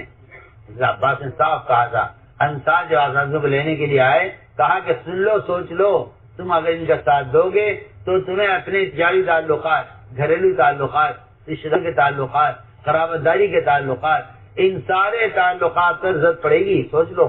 جی ہم سب کے لیے میں آپ سے عرض کرنا چاہتا ہوں، لوگ کہتے ہیں ہم تو اللہ کے لیے کر رہے ہیں. اللہ تعالیٰ کا نظام یہ ہے کہ آپ اللہ کے لیے کتنا کر رہے ہیں. اللہ تعالیٰ میدان میں آپ کا امتحان لیے بغیر چھوڑیں گے نہیں. سنیے آپ، اس کی 2 مثالیں آپ کرو. میدان میں اللہ تعالیٰ آپ کا امتحان لیے بغیر آپ کو چھوڑیں گے نہیں. اللہ تعالیٰ خوب ٹھوک بجا کر دیکھیں گے کہ یہ جو کارنامے انجام دیے جا رہے ہیں اس میں آپ کا عمل کس کے لیے ہے، آپ کا عمل کس کے لیے ہے. سننا بیان اللہ تعالیٰ اس کے امتحان لیتے اور سخت امتحان کہ ہم دیکھنا چاہیں گے ان کے اندر اخلاص کتنا ہے. تو 2 موقع ایسے ہیں کہ جس میں امتحان اس کا لیا گیا اور دونوں مثالیں سامنے ہیں. دونوں مثالیں سامنے ہیں. ایک کے دونوں کے کارنامے بہت بڑے بڑے ہیں. ایک حضرت سعد رضی اللہ عنہ کا کارنامہ ہے اور دوسرا کارنامہ قزمان کا ہے. میں 2 واقعہ عرض کروں گا، اس سے فیصلہ ہوگا کہ مخلصین کون ہوتے ہیں. 2 واقعہ میں عرض کروں گا. ایک حضرت سعد رضی اللہ عنہ کا اور دوسرا قزمان. سعد رضی اللہ تعالیٰ قوم کے سردار اور آقا حسین کا معمول تھا یہ کہ جب کوئی مسئلہ پیش آتا ہے کسی قوم کے بارے میں تو آپ ان کے اداروں کے حوالے کرتے کہ بھئی اس مسئلے کو دیکھو. مسئلہ آیا بنو قریظہ کا کہ جی نہیں، اللہ کے رسول کی مخالفت کی ہے، ان کے ساتھ کیا معاملہ کیا. چنانچہ آپ صلی اللہ علیہ وسلم نے ان کا معاملہ حوالے کر دیا حضرت سعد. آپ خود فیصلہ کرتے نہیں، اس بارے میں فیصلہ ہم نہیں کریں گے، اس بارے میں ہم فیصلہ کرائیں گے حضرت سعد سے کہ یہ اپنی قوم کے بارے میں کیا فیصلہ کرتے. سنیے آپ دھیان سے بات، یہ اتنا سخت موقع ہے کہ ادھر پوری قوم، آدمی اپنی قوم کے درمیان میں رہتا ہے، آدمی اپنی قوم کے اعتبار سے چلتا ہے، آدمی کی عزت اپنی قوم کی وجہ.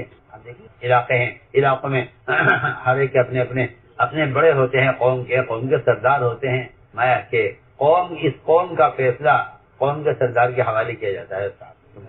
فیصلے کے لیے کوئی ایسا نہیں کمرے بیٹھ کے فیصلہ ہو جائے، میدان کے اندر فیصلہ طے ہوا ہے کہ میدان میں جمع ہوں گے، وہاں سے اٹھانے فیصلہ.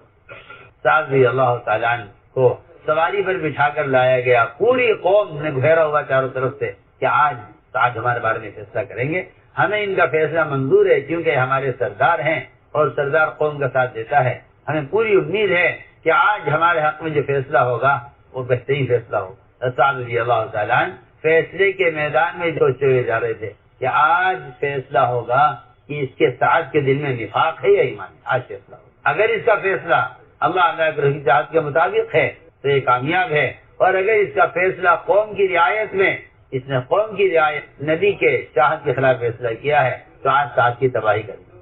پہنچے میدان، ساری قوم نے گھیرا ہوا چاروں طرف سے. ہر ایک قوم کا ہر آدمی حضرت سعد کو اپنے احسانات یاد دلا رہا ہے. ہم آپ کے ہیں، آپ ہمارے ہیں، ہم آپ کے ہیں، آپ ہمارے ہیں. فیصلے کی اب میں کے ساتھ جو فیصلہ تم کرو گے ہمیں منظور ہوگا. حضرت سعد نے فرمایا آج کیا یا رسول اللہ، جو فیصلہ میں کروں گا آپ مانیں گے؟ ہاں مانیں گے تمہارا فیصلہ. قوم بہت خوش ہو گئی کہ ہمارے سردار ہیں، ہمارے اعتبار سے بولیں گے. لیکن حضور اکرم صلی اللہ علیہ وسلم نے ایک ایسا عملہ تیار کیا تھا جو آپ صلی اللہ علیہ وسلم کی منشا اور آپ کے اشارے کے سامنے کیا بادشاہ، کیا وزارت، کیا حکومت، کیا اکثریت، وہ کسی چیز کو مانتے نہیں تھے کہ نہیں اللہ کے رسول کا جو حکم ہے، جو اشارہ ہے، وہ ہمارے لیے ایک واحد راستہ ہے۔ ہر فیصلہ کیا کہ میرا فیصلہ یہ ہے کہ اس قوم کے اندر جتنے جنگجو اور طاقتور لوگ ہیں، جوان، انہیں سب کر دیا جائے، ایک کو بھی زندہ نہ چھوڑا جائے، اور جتنی عورتیں ہیں اس قوم کی، ان ساری عورتوں کو باندیاں بنا کر مسلمانوں میں تقسیم کر دیا جائے، اور جتنے ان کے بچے ہیں ان سارے بچوں کو غلام بنا کر مسلمانوں میں مال غنیمت کے طور پر تقسیم کر دیا جائے۔ اس قوم کو جڑ سے ختم کر دیا جائے جو قوم اللہ کے رسول کی مخالفت کرے۔ یہ فیصلہ کیا قوم کیا کہے گی؟ یہ قوم کے درمیان میں رہنا ہے، ہوتے ہیں وہ لوگ کہ جن کا اخلاص ان کو مخلوق کی ملامت سے بے فکر کر دیتا ہے۔ یہ میں کتاب سے کہتا ہوں کہ جس درجے کا اخلاص ہوگا، اس درجے آدمی جو ہے ملامت سے، لوگوں کی ملامت سے محفوظ رہے گا۔ جن کی نیتوں میں فطور ہوتا ہے انہیں ملامت کا اندیشہ ہوتا ہے۔ اسے قرآن نے صاف کہا ہے کہ مجاہد کی سب سے بڑی صفت یہ ہے کہ وہ اللہ کی ملامت کی پرواہ نہیں کرتا۔ یجاہدون فی سبیل اللہ ولا یخافون لومۃ لائم، کہ مجاہدین وہ ہوتے ہیں جو دین کے بارے میں کسی کی ملامت کی پرواہ نہیں کرتے، دین کے بارے میں کسی کی ملامت کی پرواہ نہیں کرتے۔ یہ فیصلہ استاد نے کیا۔ اس کے بعد استاد کی وفات ہوئی۔ آپ صلی اللہ علیہ وسلم اتنی تیز دوڑ کر جاتے استاد کے جنازے پر کہ صاحب فرماتے ہماری چادریں گر گئیں، ہمارے تسمے ٹوٹ گئے چپلوں کے، جوتے نکل گئے پیروں سے۔ صحابہ کو تعجب تھا کہ آپ تو کبھی اتنے تیز چلے نہیں۔ صحابہ نے سوال بھی کیا تھا، کیا بات ہے آپ اتنے لپک کر چلے؟ آپ نمایا کہ ہم استاد کے جنازے میں غسل میں شریک ہونا چاہتے تھے، ہمیں اس بات کا خطرہ تھا کہ ایسا نہ ہو کہ فرشتے ان کو اٹھا کے لے جائیں اور ہم ان کے غسل کی شرکت سے محروم ہو جائیں۔ کوئی ہے نہیں صاحب ہمیں جس کی وفات پر عرش کانپ اٹھا ہو، کیونکہ جنہوں نے قوم کی ملامت کی پرواہ کیے بغیر حق کا ساتھ دیا ہے، ان کی وفات سے عرش ہلا ہے۔ کسی صحابی کے بارے میں ثابت نہیں ہے کہ کسی کی وفات سے عرش ہل گیا ہو۔ عرش ہل گیا ان کی وفات سے، کیوں؟ یہ جو اللہ کے رسول کی ساتھ دینے میں اور ان کی بات کی تائید کرنے میں اپنی قوم کی علامت کی پرواہ نہیں کریں گے، ان کا ہمارے یہاں یہ مقام ہے۔ تو میں نے عرض کیا کہ صحابہ کرام کی صفت یہ تھی کہ ان کا اخلاص نے ان کو لوگوں کی ملامت سے بالکل لاپرواہ کیا ہوا تھا، تو کسی کی ملامت کی پرواہ نہیں۔ اور یہ وجہ تھی کہ صحابہ کرام میں جو صفت اخلاص تھی، اس اخلاص کی صفت نے ان کو مجتمع کیا ہوا تھا۔ جی ہاں، مخلصین مجتمع رہیں گے، مخلصین مجتمع رہیں گے۔ پھوٹ پڑے گی ان لوگوں میں جن میں اغراض ہوں گے، وہ کبھی مجتمع نہیں ہوں گے۔ جن میں اغراض ہے مجتمع نہیں رہیں گے، دوسری بات مخلصین ہمیشہ مجتمع رہیں گے۔ مخلصین وہ ہوتے ہیں کہ جن کی زبان کی بات ایک ہوتی ہے، وہ حالات کے اعتبار سے ان کی زبان کا لفظ بدلتا نہیں ہے۔ میں اس کی مثال عرض کرتا ہوں۔ کفار قریش نے حضرت ابو سفیان رضی اللہ تعالیٰ عنہ کو اپنا وکیل بنا کر بھیجا مکہ مکرمہ۔ اپنا وکیل ہوتے ہیں نا، ایک مشیر ہوتا ہے، ایک وکیل ہوتا ہے۔ اللہ مجھے معاف فرمائے، ہم بھی غور کریں اس پر کہ آیا ہم اپنے ذمہ داروں کے مشیر ہیں یا باہر کے لوگوں کے وکیل ہیں؟ مشاورت اور وکالت الگ الگ چیزیں ہیں بالکل۔ مشاورت الگ چیز ہے، وکالت الگ چیز۔ مشاورت کیا ہے؟ مشاورت یہ ہے کہ اپنے ذمہ داروں کے ساتھ خیرخواہی کا معاملہ کرتے ہوئے تم ان کے مشیر بن کر چلو۔ اور وکالت کیا ہے؟ یہ وکالت یہ ہے کہ ہم رہتے تو ان کے ساتھ ہیں، لیکن اگر کوئی موقع آئے گا تو ہم وہاں آپ کا ساتھ دیں گے، ان کا ساتھ نہیں دیں گے۔ سنیے میری بات توجہ۔ وکالت ایسی چیزیں میں کیا بتاؤں آپ کو، اگر آپ کا سگا بھائی وکیل ہے، آپ کا سگا بھائی وکیل ہے اور آپ کے دوست کا کوئی مسئلہ پیش آ جائے تو وکیل اپنا کام کرے گا، اسی سے کوئی مطلب نہیں ہے کہ آپ کا دوست ہے، وہ اس سے کوئی مطلب نہیں ہے۔ عدالت میں وکیل ہوتا ہے، اسے کوئی مطلب نہیں ہے، اسے کوئی مطلب نہیں ہے، اسے اپنی وکالت چلانی ہے۔ میں صاف طور پر کرتا ہوں کہ مشورے میں ذمہ داروں کے مشیر بن کے بیٹھنا چاہیے، باہر والوں کا وکیل بن کر نہیں بیٹھنا چاہیے۔ یہاں پتہ چلے گا کہ آپ کا تعلق اللہ کے رسول سے کتنا ہے اور اپنی قوم، اپنے ذاتی تعلقات کتنے ہیں۔ تو میں اسے عرض کر رہا تھا کہ صحابہ کرام کے درمیان وحدت کلمہ ایک ایسا بندھن تھا، بندھن جسے کہنا چاہیے نا، جس کو کافر توڑ نہیں سکتے تھے، اور یہاں اس میں کوئی داخل نہیں ہو سکتا تھا۔ بندھن آپس کی اجتماعیت تھا۔ چنانچہ کفار مکہ نے ابو سفیان کو اپنا وکیل بنا کر بھیجا، اس کو اسلام نہیں لائے تھے کہ ابو سفیان تم کرو یہ کام، اور تم جاؤ مدینہ منورہ اور جا کر ان سے میں ملنا۔ ان کے جو مشیر ہیں، ابو بکر ہیں، عمر ہیں، علی ہیں، فاطمہ ہیں رضی اللہ عنہم اجمعین، ان سے جا کے ملاقاتیں کرو۔ میں بہت کام کی بات آپ سے کہہ رہا ہوں، ان سے جا کر ملاقاتیں کرو اور ان سے یہ کہو کہ یہ اپنے امیر، اپنے مطاع اور اپنے نبی محمد صلی اللہ علیہ وسلم کو یہ مشورہ دیں کہ قریش سے جو صلح نامہ ہو گیا تھا اس صلح نامے کی اندر توسیع کر دی جائے، کیونکہ انہوں نے عہد توڑا، قریش نے عہد توڑا، دشمنوں کا ساتھ دیا آپ وسلم کے خلاف۔ جب فکر ہوا کہ عہد ٹوٹ گیا ہے، ایسا نہ ہو کہ ہم پر حملہ ہو جائے، تو انہوں نے اپنا آدمی بھیجا کہ جی ہم یہ چاہتے ہیں کہ یہ جو صلح نامہ ہمارا آپ کے درمیان ہوا ہے، صلح ہوئی ہے، اس صلح کے اندر اس کی مدت میں کچھ توسیع ہو جائے، زمانہ بڑھا دیا جائے صلح کا۔ انہوں نے کفار نے پریشان ہو کر اپنی غلطی کی وجہ سے انہوں نے یہ راستہ اختیار کیا اور ابو سفیان کو اپنا وکیل بنا کر وکیل بنا کے جاؤ جا کے بات کر۔ یہ پہنچے، ان کے پہنچنے سے پہلے آپ نے فرما دیا صحابہ سے کہ دیکھو ابو سفیان آ رہے ہیں ایک مطالبہ لے کر، اور وہ صلح نامے کے اندر توسیع چاہتے ہیں۔ فرمایا آپ نے صحابہ سے کہ اس کو مایوس کر کے اور راضی کر کے واپس کرنا ہے، مایوس بھی کرنا ہے۔ عجیب بات ہے، اس کو مایوس بھی کرنا ہے، راضی بھی کرنا ہے۔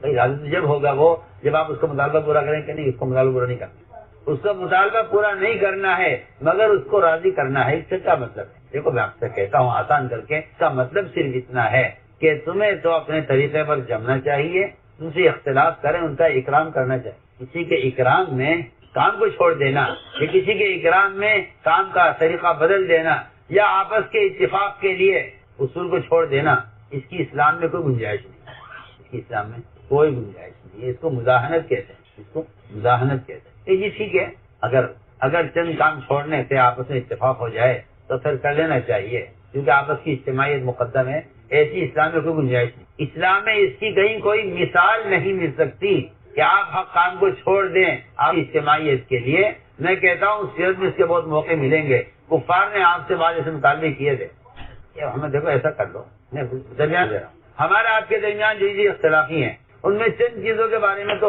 آپ ہی مان جاؤ، ہم بھی اس کو چاہتے ہیں تاکہ آپس میں اتفاق ہو جائے، آپس میں اتفاق ہو جائے۔ ہاں ایسے مثالیں وَدُّوا لَوْ تُدْهِنُ فَيُدْهِنُونَ، وہ یہ چاہتے ہیں کہ آپ اللہ کے توحید کے بیان کرنے میں ذرا سا لچک پیدا کریں، کبھی کبھی ہمارے بتوں کا بھی ذکر کر دیا کریں تاکہ ہمارے آپ کے درمیان محبت ہو، تعلق ہو، ہم اور آپ قریب ہوں۔ ہاں کون کہتے تھے وَدُّوا لَوْ تُدْهِنُ فَيُدْهِنُونَ، اور یہاں تک اللہ نے فرمایا اے نبی جی اگر آپ نے ذرا کسی معاملے میں لچک پیدا کی اور آپ نے ان کے کسی مطالبے کو پورا کر دیا تو یہ آپ کو تو اپنا دوست بنا لیں گے، آپ کو اپنا دوست بنا لیں گے، اور اگر آپ ان کی کسی بات کی طرف جھک گئے، نعوذ باللہ ثم نعوذ باللہ، جو نبی سے ممکن ہی نہیں ہے، نبی معصوم ہوتے ہیں، لیکن اگر ایسا ہوا تو پھر ہم آپ کو دگنا عذاب دیں گے۔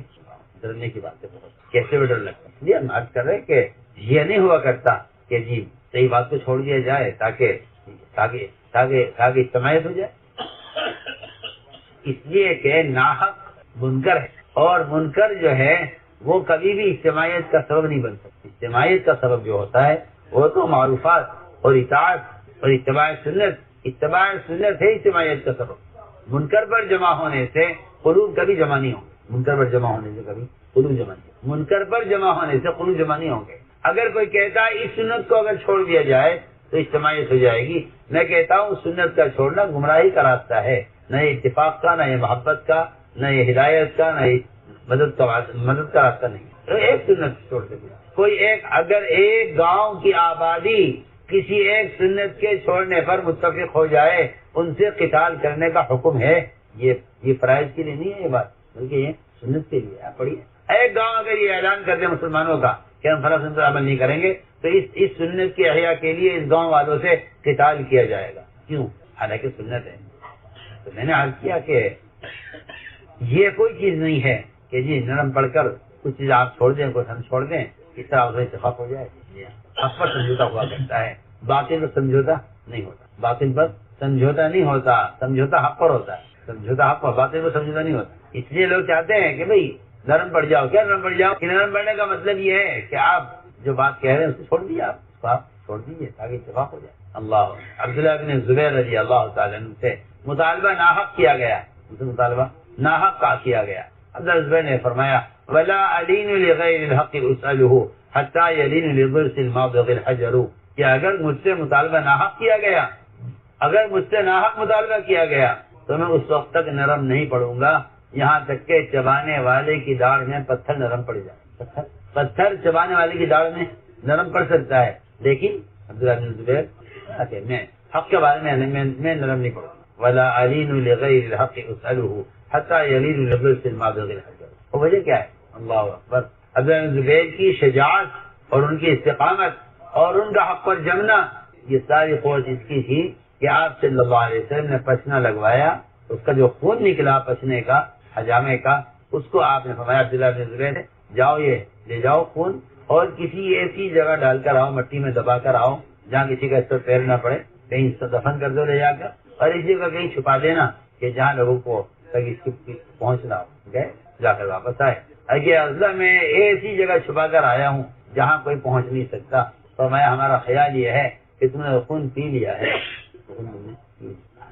میں نے خیال کیا اگر اس کو پی جاتا ہوں تو اس سے زیادہ محفوظ اور اس سے زیادہ قابل احترام کوئی جگہ نہیں ہے اس کے لیے. آپ کے پسینے کا خون عبداللہ زبیر نے پیا ہے.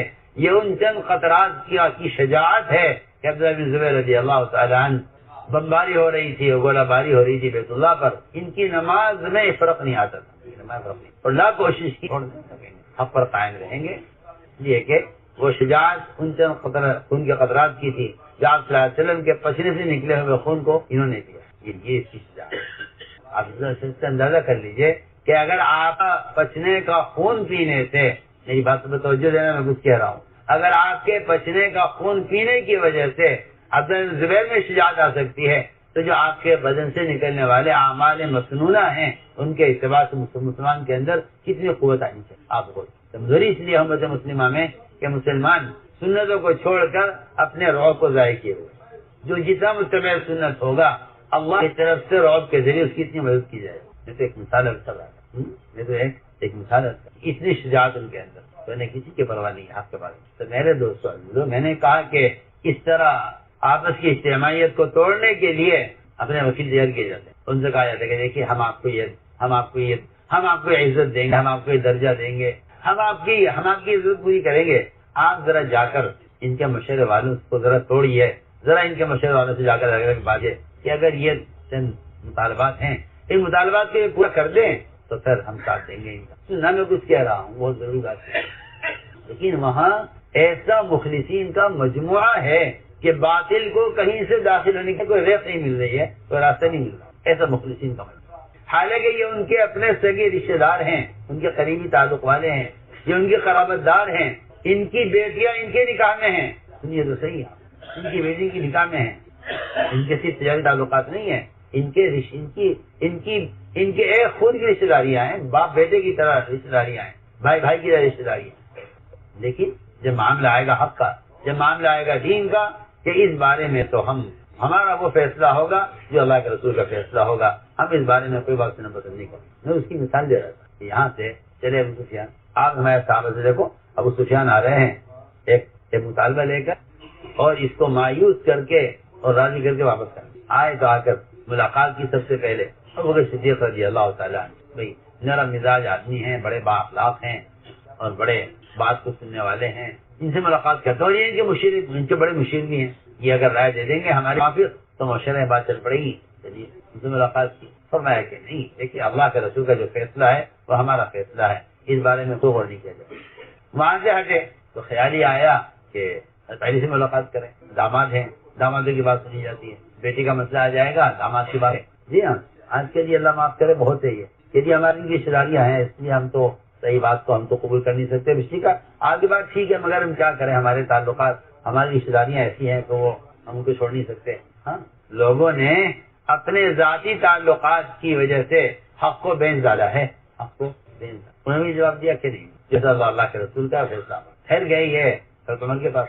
حضرت عمر ماشاء اللہ نے اسلام کو جو قوت دی ہے اور اسلام کے قلعے کی جو دیواریں مضبوط کی ہیں وہ صرف حضرت عمر ہے.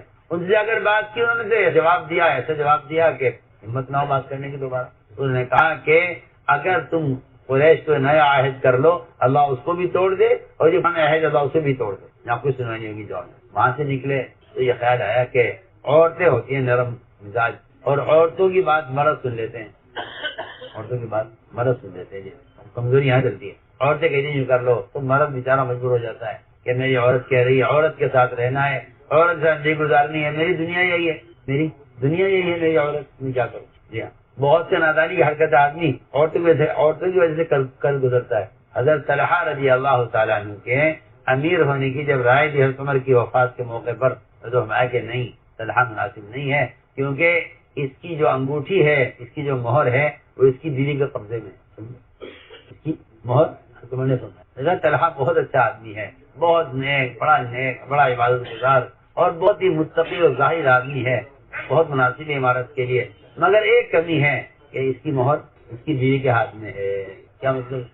کہ قوت فیصلہ کمزور ہے بیوی کی وجہ سے، کہ جو آدمی حق کے بارے میں اگر اپنی بیوی کی بھی رعایت کرے گا تو عمارت کے قابل نہیں ہوگا۔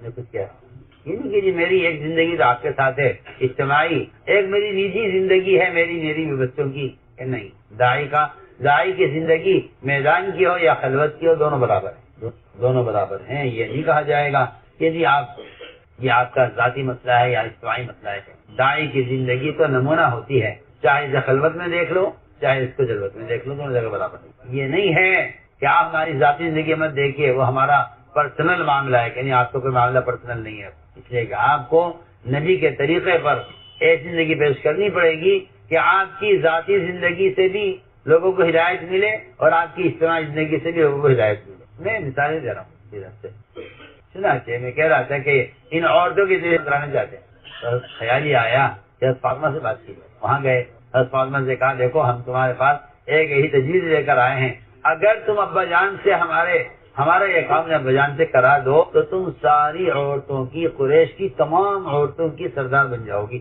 ہم سردار بنا لیں گے۔ یہ کہا فاطمہ سے، کیا بات ہے، کس وجہ سے کہ تم یہ بات کرو اللہ کے نبی سے؟ نہیں، ہرگز نہیں، جو فیصلہ ہو گیا ہے یہاں ہر عورت ہر مرد کی زبان پر ایک بات ہے۔ پھر خیال آئے اوہو ہم کہاں ادھر ادھر کوشش کرتے پھر رہے، ہماری اپنی بیٹی ام حبیبہ آپ کی نگاہ میں ہے، بیٹی سے بات کرنی چاہیے نا۔ ابو سفیان باپ ہے، ام حبیبہ بیٹی ہے، آپ کی نگاہ میں ہے، میں بیٹی سے کہوں گی، میں اپنی بیٹی سے کہوں گا اور بیٹی آپ سے بات کرے گی۔ وہاں پہنچی ہے بیٹی کے یہاں، ظاہر بات ہے کہ جب خسر آتا ہے بیٹی کے یہاں سسرال میں اس کی بڑی عزت ہوتی ہے، اور جیسے ہی پہنچے وہاں انہوں نے پوچھا اچھا تو کیسے آیا بھائی، کیا بات؟ چادر بیٹھنے لگے، ام حبیبہ نے چارپائی فوراً بستر لپیٹ دیا، فرمایا تو ناپاک ہے، مشرک ہے، نجس ہے، اور یہ اللہ کے نبی کا بستر ہے، یہاں وحی آتی ہے، ابھی بستر ہٹا گھر بیٹھنا، کھڑے ہو، یہ پاک بستر ہے، آپ اسے نہیں بیٹھ سکتے۔ ٹھیک ہے آپ میرے باپ ہیں، سر آنکھوں پر آنکھوں کھلاؤں گی، لیکن آپ نجس ہیں، مشرک ہیں، یہ وحی کا والا بستر ہے، اس آرام فرماتے وحی آتی ہے، میں پہلے بستر ہٹا دوں گھر بیٹھ، بستر لپیٹا آپ کا، بٹھایا اسے چارپائی کا، کیا بات یہ ہے کہ تم اس بات میں بات کر لو کہ ہمارے لیے صلح کے مدعے میں توسیع کر دیں۔ میں نے کہا نہیں، فیصلہ اللہ کے رسول کا ہے، وہی ہوگا، ہم اس بارے میں سوچ بھی نہیں سکتے۔ باپ کو بھی جواب سب ہر مرد ہر عورت ایک بات کہہ رہا تھا، ہر ایک کا۔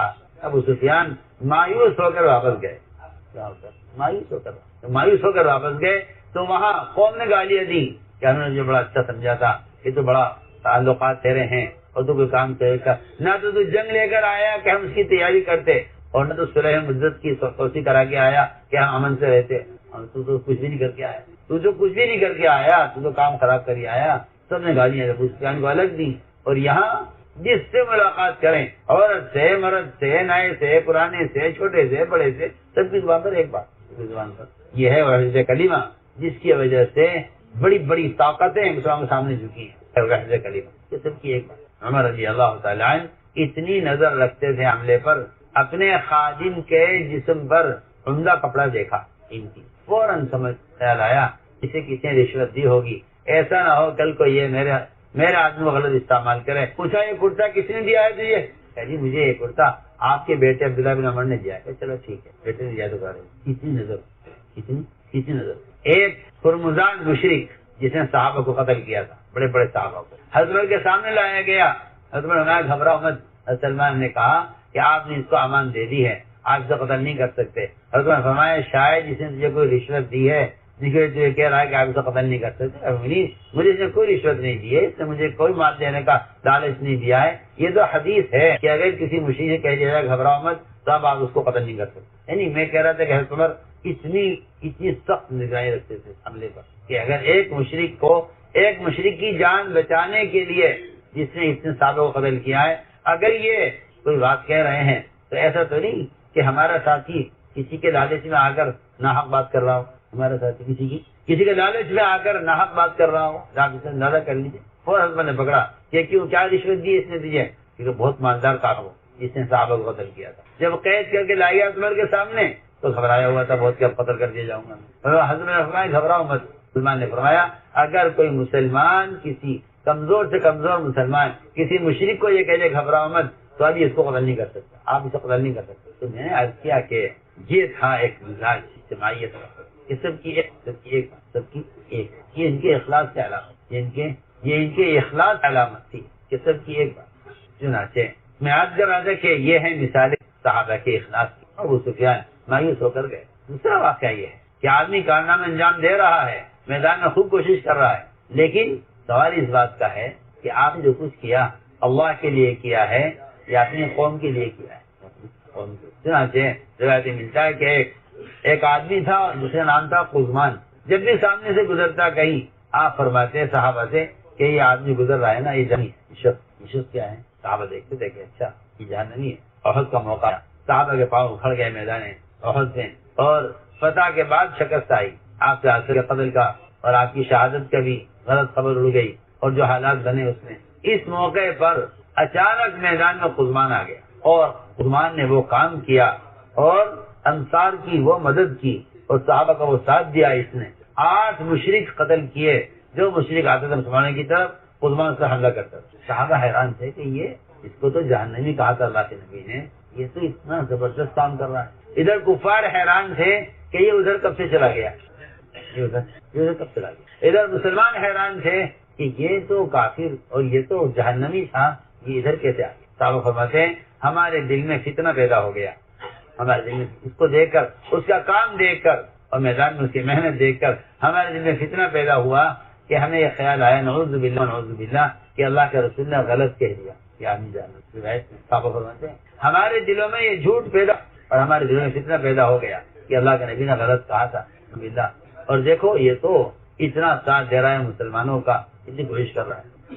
چنانچہ قزمان کی کوشش پر میدان فتح ہوا، انصار کو غلبہ حاصل ہوا، مسلمانوں کو غلبہ حاصل ہوا۔ اس پر صحابہ کرام بڑے شک میں پڑ گئے اور سوچنے لگے کہ یہ آدمی کیسے جہنمی ہو سکتا ہے، اس نے تو اہل جنت والا کام کیا ہے۔ پھر قزمان کو اٹھایا گیا، وہاں سے زخمی ہو گئے تھے، ان کو مصر پہنچایا۔ صحابہ کو خیال آیا کہ ہمیں چل کر قزمان سے ملاقات کرنی چاہیے اس کے گھر پر، اور اس کو اس کے اس کارنامے پر اس کا شکریہ ادا کرنا چاہیے اور اس کو خوشخبری دینی چاہیے اس بات پر کہ تم سے اللہ نے بڑا کام لیا ہے۔ میں 2 مثال دے رہا ہوں، مخلصین کی بھی اور ریاکاروں۔ صحابہ نے کہا جا کر قزمان سے، قزمان خوشخبری ہو تمہیں، تم نے بڑا کام کیا ہے آج۔ قزمان نے کہا جواب میں کہ خوشخبری تو اس کو سناؤ جس نے یہ کام اللہ کے لیے کیا ہو، کیونکہ آپ میری قوم کے لوگ ہیں اور قوم کا آدمی قوم کا ساتھ دیا کرتا ہے، میں نے تو آپ کی مدد اس لیے کی کہ آپ میری قوم کے لوگ ہیں۔ یہ قزمان نے جواب دیا۔ پھر اس کے زخم جو آ گئے تھے میدان میں، تکلیف بڑھی جسے برداشت نہیں ہوئی، اس نے اپنا نیزہ لیا، زمین پر اس کو نیزے کو کھڑا کیا، اپنا سینہ نیزے کے اوپر رکھ کے زور لگایا، اس کا نیزہ اس کے سینے سے پار ہو گیا۔ اس طرح اس نے خودکشی کی۔ آخر میں صحابہ دوڑے ہوئے آئے آپ کے پاس، یا اللہ معاف کر دیجئے، آپ نے جو کہا تھا وہی تو چھوا ہے، ہم تو شک میں پڑ گئے تھے کہ یہ آدمی جنتی ہے، مگر اسے میں نے آپ کو خود قتل کیا ہے، آپ نے تم سے پہلے کہا تھا کہ آدمی جہنمی ہے۔ میں کہتا ہوں کہ یہ اتنا ڈرنے کی بات ہے، اور اس ساری بات کو خلاصہ ہے، ساری بات کہ آدمی حق کو حق سمجھ کر تائید کرے، حق کو حق سمجھ کر، حق کی تائید حق کی بنیاد پر ہو، حق کی تائید تعلقات کی بنیاد پر نہ ہو۔ حق کی تائید حافظ صاحب کہتا ہوں، جب مسلمان حق کی تائید تعلقات کی بنیاد پر کرے گا تو اگر مسلمان مجتمع نہیں رہے گا۔ مسلمان کی صرف اس میں ہے کہ وہ حق کی تائید کرے، حق کی وجہ سے، قرابت داری کی وجہ سے نہیں، حق کی تائید کرے حق کی وجہ سے، امت جمع ہو جائے گی۔ اگر حق کی تائید حق کی وجہ سے ہے، امت جمع ہو جائے گی، اور اگر حق کی تائید تعلقات کی وجہ سے ہے تو پھر آدمی تعلقات کی وجہ سے حق کو چھوڑ دے گا کہ بھئی ہم ٹھیک، بات تو ٹھیک ہے، ایسا ہونا چاہیے، لیکن ہم ایسے تعلقات ہمارے ہیں کہ ہم اس میں آپ کے ساتھ نہیں رہ سکتے، اس لیے کہ وہ آپ کی بات ٹھیک ہے لیکن کیسے ساتھ دیں۔ اس کا مطلب یہ ہے کہ جب مسلمان پر دین سے زیادہ تعلق اس کو اپنے قرابت داروں سے ہو جاتا ہے تو پھر قرآن صاف کہتا ہے کہ اگر دین سے تعلق تمہارا، اللہ سے تعلق تمہارا، تمہارے باپ سے، تمہارے رشتے داروں سے، تمہارے تمہاری تجارت سے، تمہاری زراعت سے، تمہاری ہر چیز سے، تمہارے اپنے وطن سے اگر تمہیں محبت ہے، اللہ اللہ کے رسول کے مقابلے میں صبر انتظار کرو کہ اللہ تمہارے والوں کو فیصلہ کرے۔ میں نے اس لیے آج کہ ایمان کے بغیر اعمال میں اخلاص بھی نہیں ہوتا، ایمان کے بغیر اعمال میں اخلاص۔ اور چوتھی بات یہ ہے کہ ایمان کے بغیر اعمال پر اجر نہیں ملتا۔ جتنا اجر مرتب ہوگا وہ اجر ایمان کی بنیاد پر مرتب ہوگا۔ اجر ایمان کے بقدر، اجر ایمان کے بقدر، اخلاص ایمان کے بقدر، وعدوں کا پورا ہونا ایمان کے بقدر، استقامت ہونا ایمان کے بقدر۔ یہ چار چیزیں ایمان کے بغیر حاصل نہیں ہوتی۔ یہ چار چیزیں جس کی مومن کو سخت ضرورت ہے، جس کی مومن کو سخت ضرورت ہے، یہ چار چیزیں ایمان کے بغیر حاصل نہیں ہوتی۔ یہ ایمان کی چار بنیادی علامت ہیں، یہ ایمان کی چار بنیادی علامت۔ اسے میرے دوستوں عزیزو، یہ ساری نقل و حرکت محنت جس کی ہے، اس کے ذریعے ایمان میں کمال پیدا کیا ہے، اس کے ذریعے ایمان میں کمال پیدا کیا ہے۔ جتنا ایمان میں کمال ہوگا اتنا ہی استقامت بھی ہوگی، اتنا ہی اخلاص بھی ہوگا، اور وعدے بھی اسی طرح پورے ہوں گے یقین کرنے والوں۔ اس لیے اس کام کا نام رکھا جاتا تو اس کا نام تحریک ایمان رکھا جاتا۔ یہ اپنے ایمان کو حرکت میں لانے اور اپنے ایمان کو کمال تک پہنچانے کی ایک محنت ہے۔ یہ ہم نے آپ سے عرض کیا ہے کہ دعوت کے بغیر ایمان نہیں، اور ایمان کے بغیر یہ چار چیزیں حاصل نہیں ہو سکتی جس کی سخت ضرورت ہے۔ اس میں تو کوئی شک نہیں ہے، کوئی شک نہیں اس میں کہ ایمان کی تکمیل کا واحد راستہ ہے دعوت۔ قرآن نے اس کو کھول کے بیان کیا ہے کہ اگر تم عملی طور پر امر معروف نہی منکر پر قائم نہیں تو اپنے ایمان میں کمال پیدا نہیں کر سکتے۔ عبادات جتنی چاہے اچھی کر لو، ایمان کی تکمیل عبادات سے نہیں ہوتی، ایمان کی تکمیل عبادات سے نہیں ہوتی، ایمان کی تکمیل عبادات سے نہیں ہوتی، بلکہ عبادات کی تکمیل ایمان سے ہوتی ہے، اور ایمان کی تکمیل دعوت سے ہوتی ہے۔ یہ علماء نے صاف صاف لکھا ہے جو میں کہہ رہا ہوں۔ ایمان کی تکمیل دعوت سے، ایمان کی تکمیل دعوت سے، اور عبادات کی تکمیل ایمان سے۔ یہ ترتیب ہے، دعوت سے ایمان کی تکمیل اور ایمان سے عبادات کی تکمیل، دعوت سے ایمان کی تکمیل۔ جس درجے کا ایمان ہوگا پھر اس درجے کی عبادت ہوگی۔ اس لیے اگر خیال کوئی کرتا ہے کہ نہیں عبادت سے ایمان کامل ہو جائے گا، تو علماء نے لکھا ہے آپ اتنے سجدے کریں نہیں کہ آپ کی پیشانی پر سیاہ نشان پڑ جائے، اور آپ زکوٰۃ وقت پر پوری ادا کر دیں، اور آپ نفلی روزے پورے سال اتنے رکھیں کہ آپ کو ہونٹوں پر خشکی جم جائے۔ علماء نے لکھا ہے اسلام میں ایمان کی علامت اس کو قرار نہیں دیا گیا۔ اسلام میں ایمان کی علامت یہ ہے کہ کیا آپ لوگوں کو بھلائی پر آمادہ کرتے ہیں، کیا آپ لوگوں کو برائی سے روکتے ہیں۔ اس انصاف سے بات کرتے ہیں کہ یہ نقل و حرکت، یہ امر معروف نہی منکر کی عملی محنت ہے۔ یہی اللہ پر ایمان لانے کا، اور کمال ایمان کا یہی ایک ذریعہ ہے۔ تأمرون بالمعروف وتنہون عن المنکر وتؤمنون باللہ، کہ ایمان باللہ کے لیے جو بنیادی سبب ہے وہ یہ ہے۔ اس لیے خود چھپا ہوا ہے، ہر سال 4 مہینے اگر اس راستے میں نکلنے کو اپنا جزو زندگی نہیں بناؤ گے تو ایمان کا مزہ نہیں چکھ سکتے۔ ایمان کا مزہ ہر سال 4 مہینے اگر اس کام کے لیے فارغ کرنے کو جزو زندگی نہیں بناؤ گے، یہ الفاظ ہیں، تو ایمان کا مزہ آج اس سے انکار کرتا ہے تو بیچارہ لا علمی میں انکار کرتا ہے، اور لوگ ایسا غلو کہتے ہیں تو ان کی لا علمی کی وجہ سے ہے، ورنہ حقیقت یہ ہے کہ المعروف نہی منکر کی عملی محنت ایمان کا کمال موقوف ہے، جو افراد عبادت سے نہیں ہو سکتا، کیونکہ دوسروں کو دعوت دینے پر ایمان کا کمال موقوف ہے۔ آپ پڑھیے قرآن، اذا ذکر اللہ وجلت قلوبہم واذا تلیت علیہم آیاتہ زادتہم ایمانا، پڑھیے قرآن۔ آپ دونوں لفظ ہیں، علماء سمجھیں گے، اذا ذکر اللہ و اذا تلیت، دونوں کے دونوں تعدیہ کے معنی دیتے ہیں۔ جب آپ اپنے عمل کو متعدی بنائیں گے تو متعدی اعمال سے ایمان کی تکمیل ہوگی۔ انفرادی اعمال متعدی نہیں ہوتے، انفرادی اعمال متعدی نہیں ہوتے۔ آج کے لوگ یہ سمجھتے ہیں کہ آپ عمل چھپ کر کریں تو اخلاص ہے، اور آپ دکھا کر کریں لوگوں کو تو ریا ہے، حالانکہ دکھانے کے لیے عمل کرنا ریا نہیں ہے، چھپ کر عمل کرنا کوئی اخلاص نہیں ہے۔ سمجھے میں کیا کھل کر عمل کرنا ریا نہیں ہے، اور چھپ کر عمل کرنا اخلاص نہیں ہے، نہ اس کا تعلق ریا سے، نہ اس کا تعلق اخلاص سے۔ یہ لوگوں کو دھوکہ لگا ہے، اپنے عمل کو چھپاؤ تاکہ اخلاص باقی رہے، عمل کو چھپاؤ تاکہ اخلاص باقی رہے نہیں، حالانکہ شیطان نے یہ دھوکہ دیا ہے کہ اپنے عمل کو چھپاؤ تاکہ دین دنیا سے میٹے اور ختم ہو۔ عمل کو چھپانے کی کوشش شیطان کروائے گا تاکہ اس کا عمل کی ذات تک محدود رہے، اس کے عمل کو لوگ دیکھیں گے تو عمل والے بنیں گے۔ لہذا شیطانی کوشش یہ ہے کہ منکرات تو علانیہ ہوں، معروفات چھپ کرو، منکرات تو علانیہ ہوں اور معروفات چھپ کر ہوں، اور شیطان کہتا ہے کہ دیکھیے آپ چھپ کر عمل کیجئے تاکہ آپ کے عمل ہو۔ اور میں صاف آپ سے کہہ رہا ہوں کہ چھپ کر عمل کرنا کوئی اخلاص نہیں، اور لوگوں کو دکھانے کے لیے عمل کرنا ریا نہیں، لوگوں کو دکھانے کے لیے عمل کرنا تو دعوت ہے، لوگوں کو دکھانے کے لیے عمل کرنا تو دعوت ہے جی ہاں۔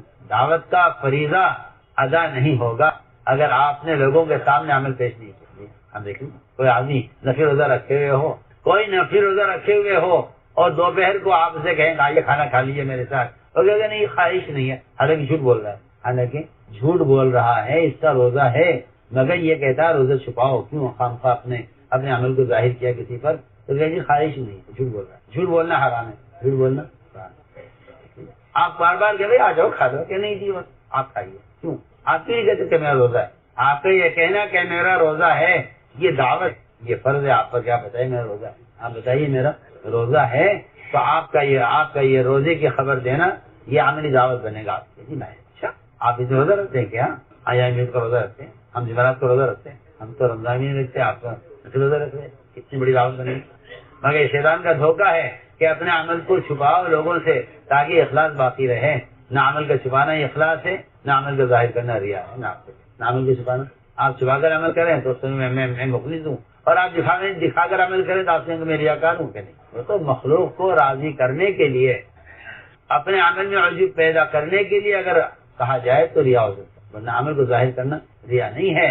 عمل کو ظاہر کرنا تو اپنے عمل کے سلسلے کے، اپنے عمل کے اجر کے سلسلے کو ہمیشہ کے لیے بڑھا دینا ہے۔ ظاہر بات ہے کہ حدیث میں آتا ہے کہ جو آپ کو دیکھ کر عمل کرے گا آپ کے مرنے کے بعد آپ کو اجر ملتا رہے گا، آپ کے عمل یہی ہے نا، آپ چلے جائیں گے دنیا سے اور آپ کو اجر ملتا رہے گا، جس کا ان کے عمل کا اجر ملتا رہے گا جن آپ کے عمل کو دیکھا ہے۔ اگر آپ کونے میں عبادت کر کے مر جائیں تو آپ کے عمل کا سلسلہ آپ کے موت پر ختم ہو جائے گا۔ اس لیے یہ بات یاد رکھنا، انبیاء، صدیقین، شہداء کے عمل کا سلسلہ، اجر کا سلسلہ چلتا رہے گا، اور صالحین کے اجر کا سلسلہ ان کی موت پر ختم ہو جائے گا۔ صالحین کے اجر کا سلسلہ ان کی موت پر ختم ہو جائے گا۔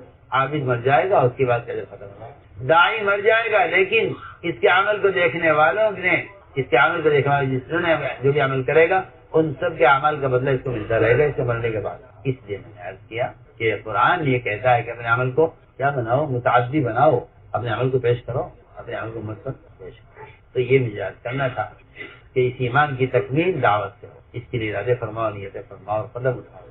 جو علماء سال پورا کر چکے ہیں 12 سال کے لیے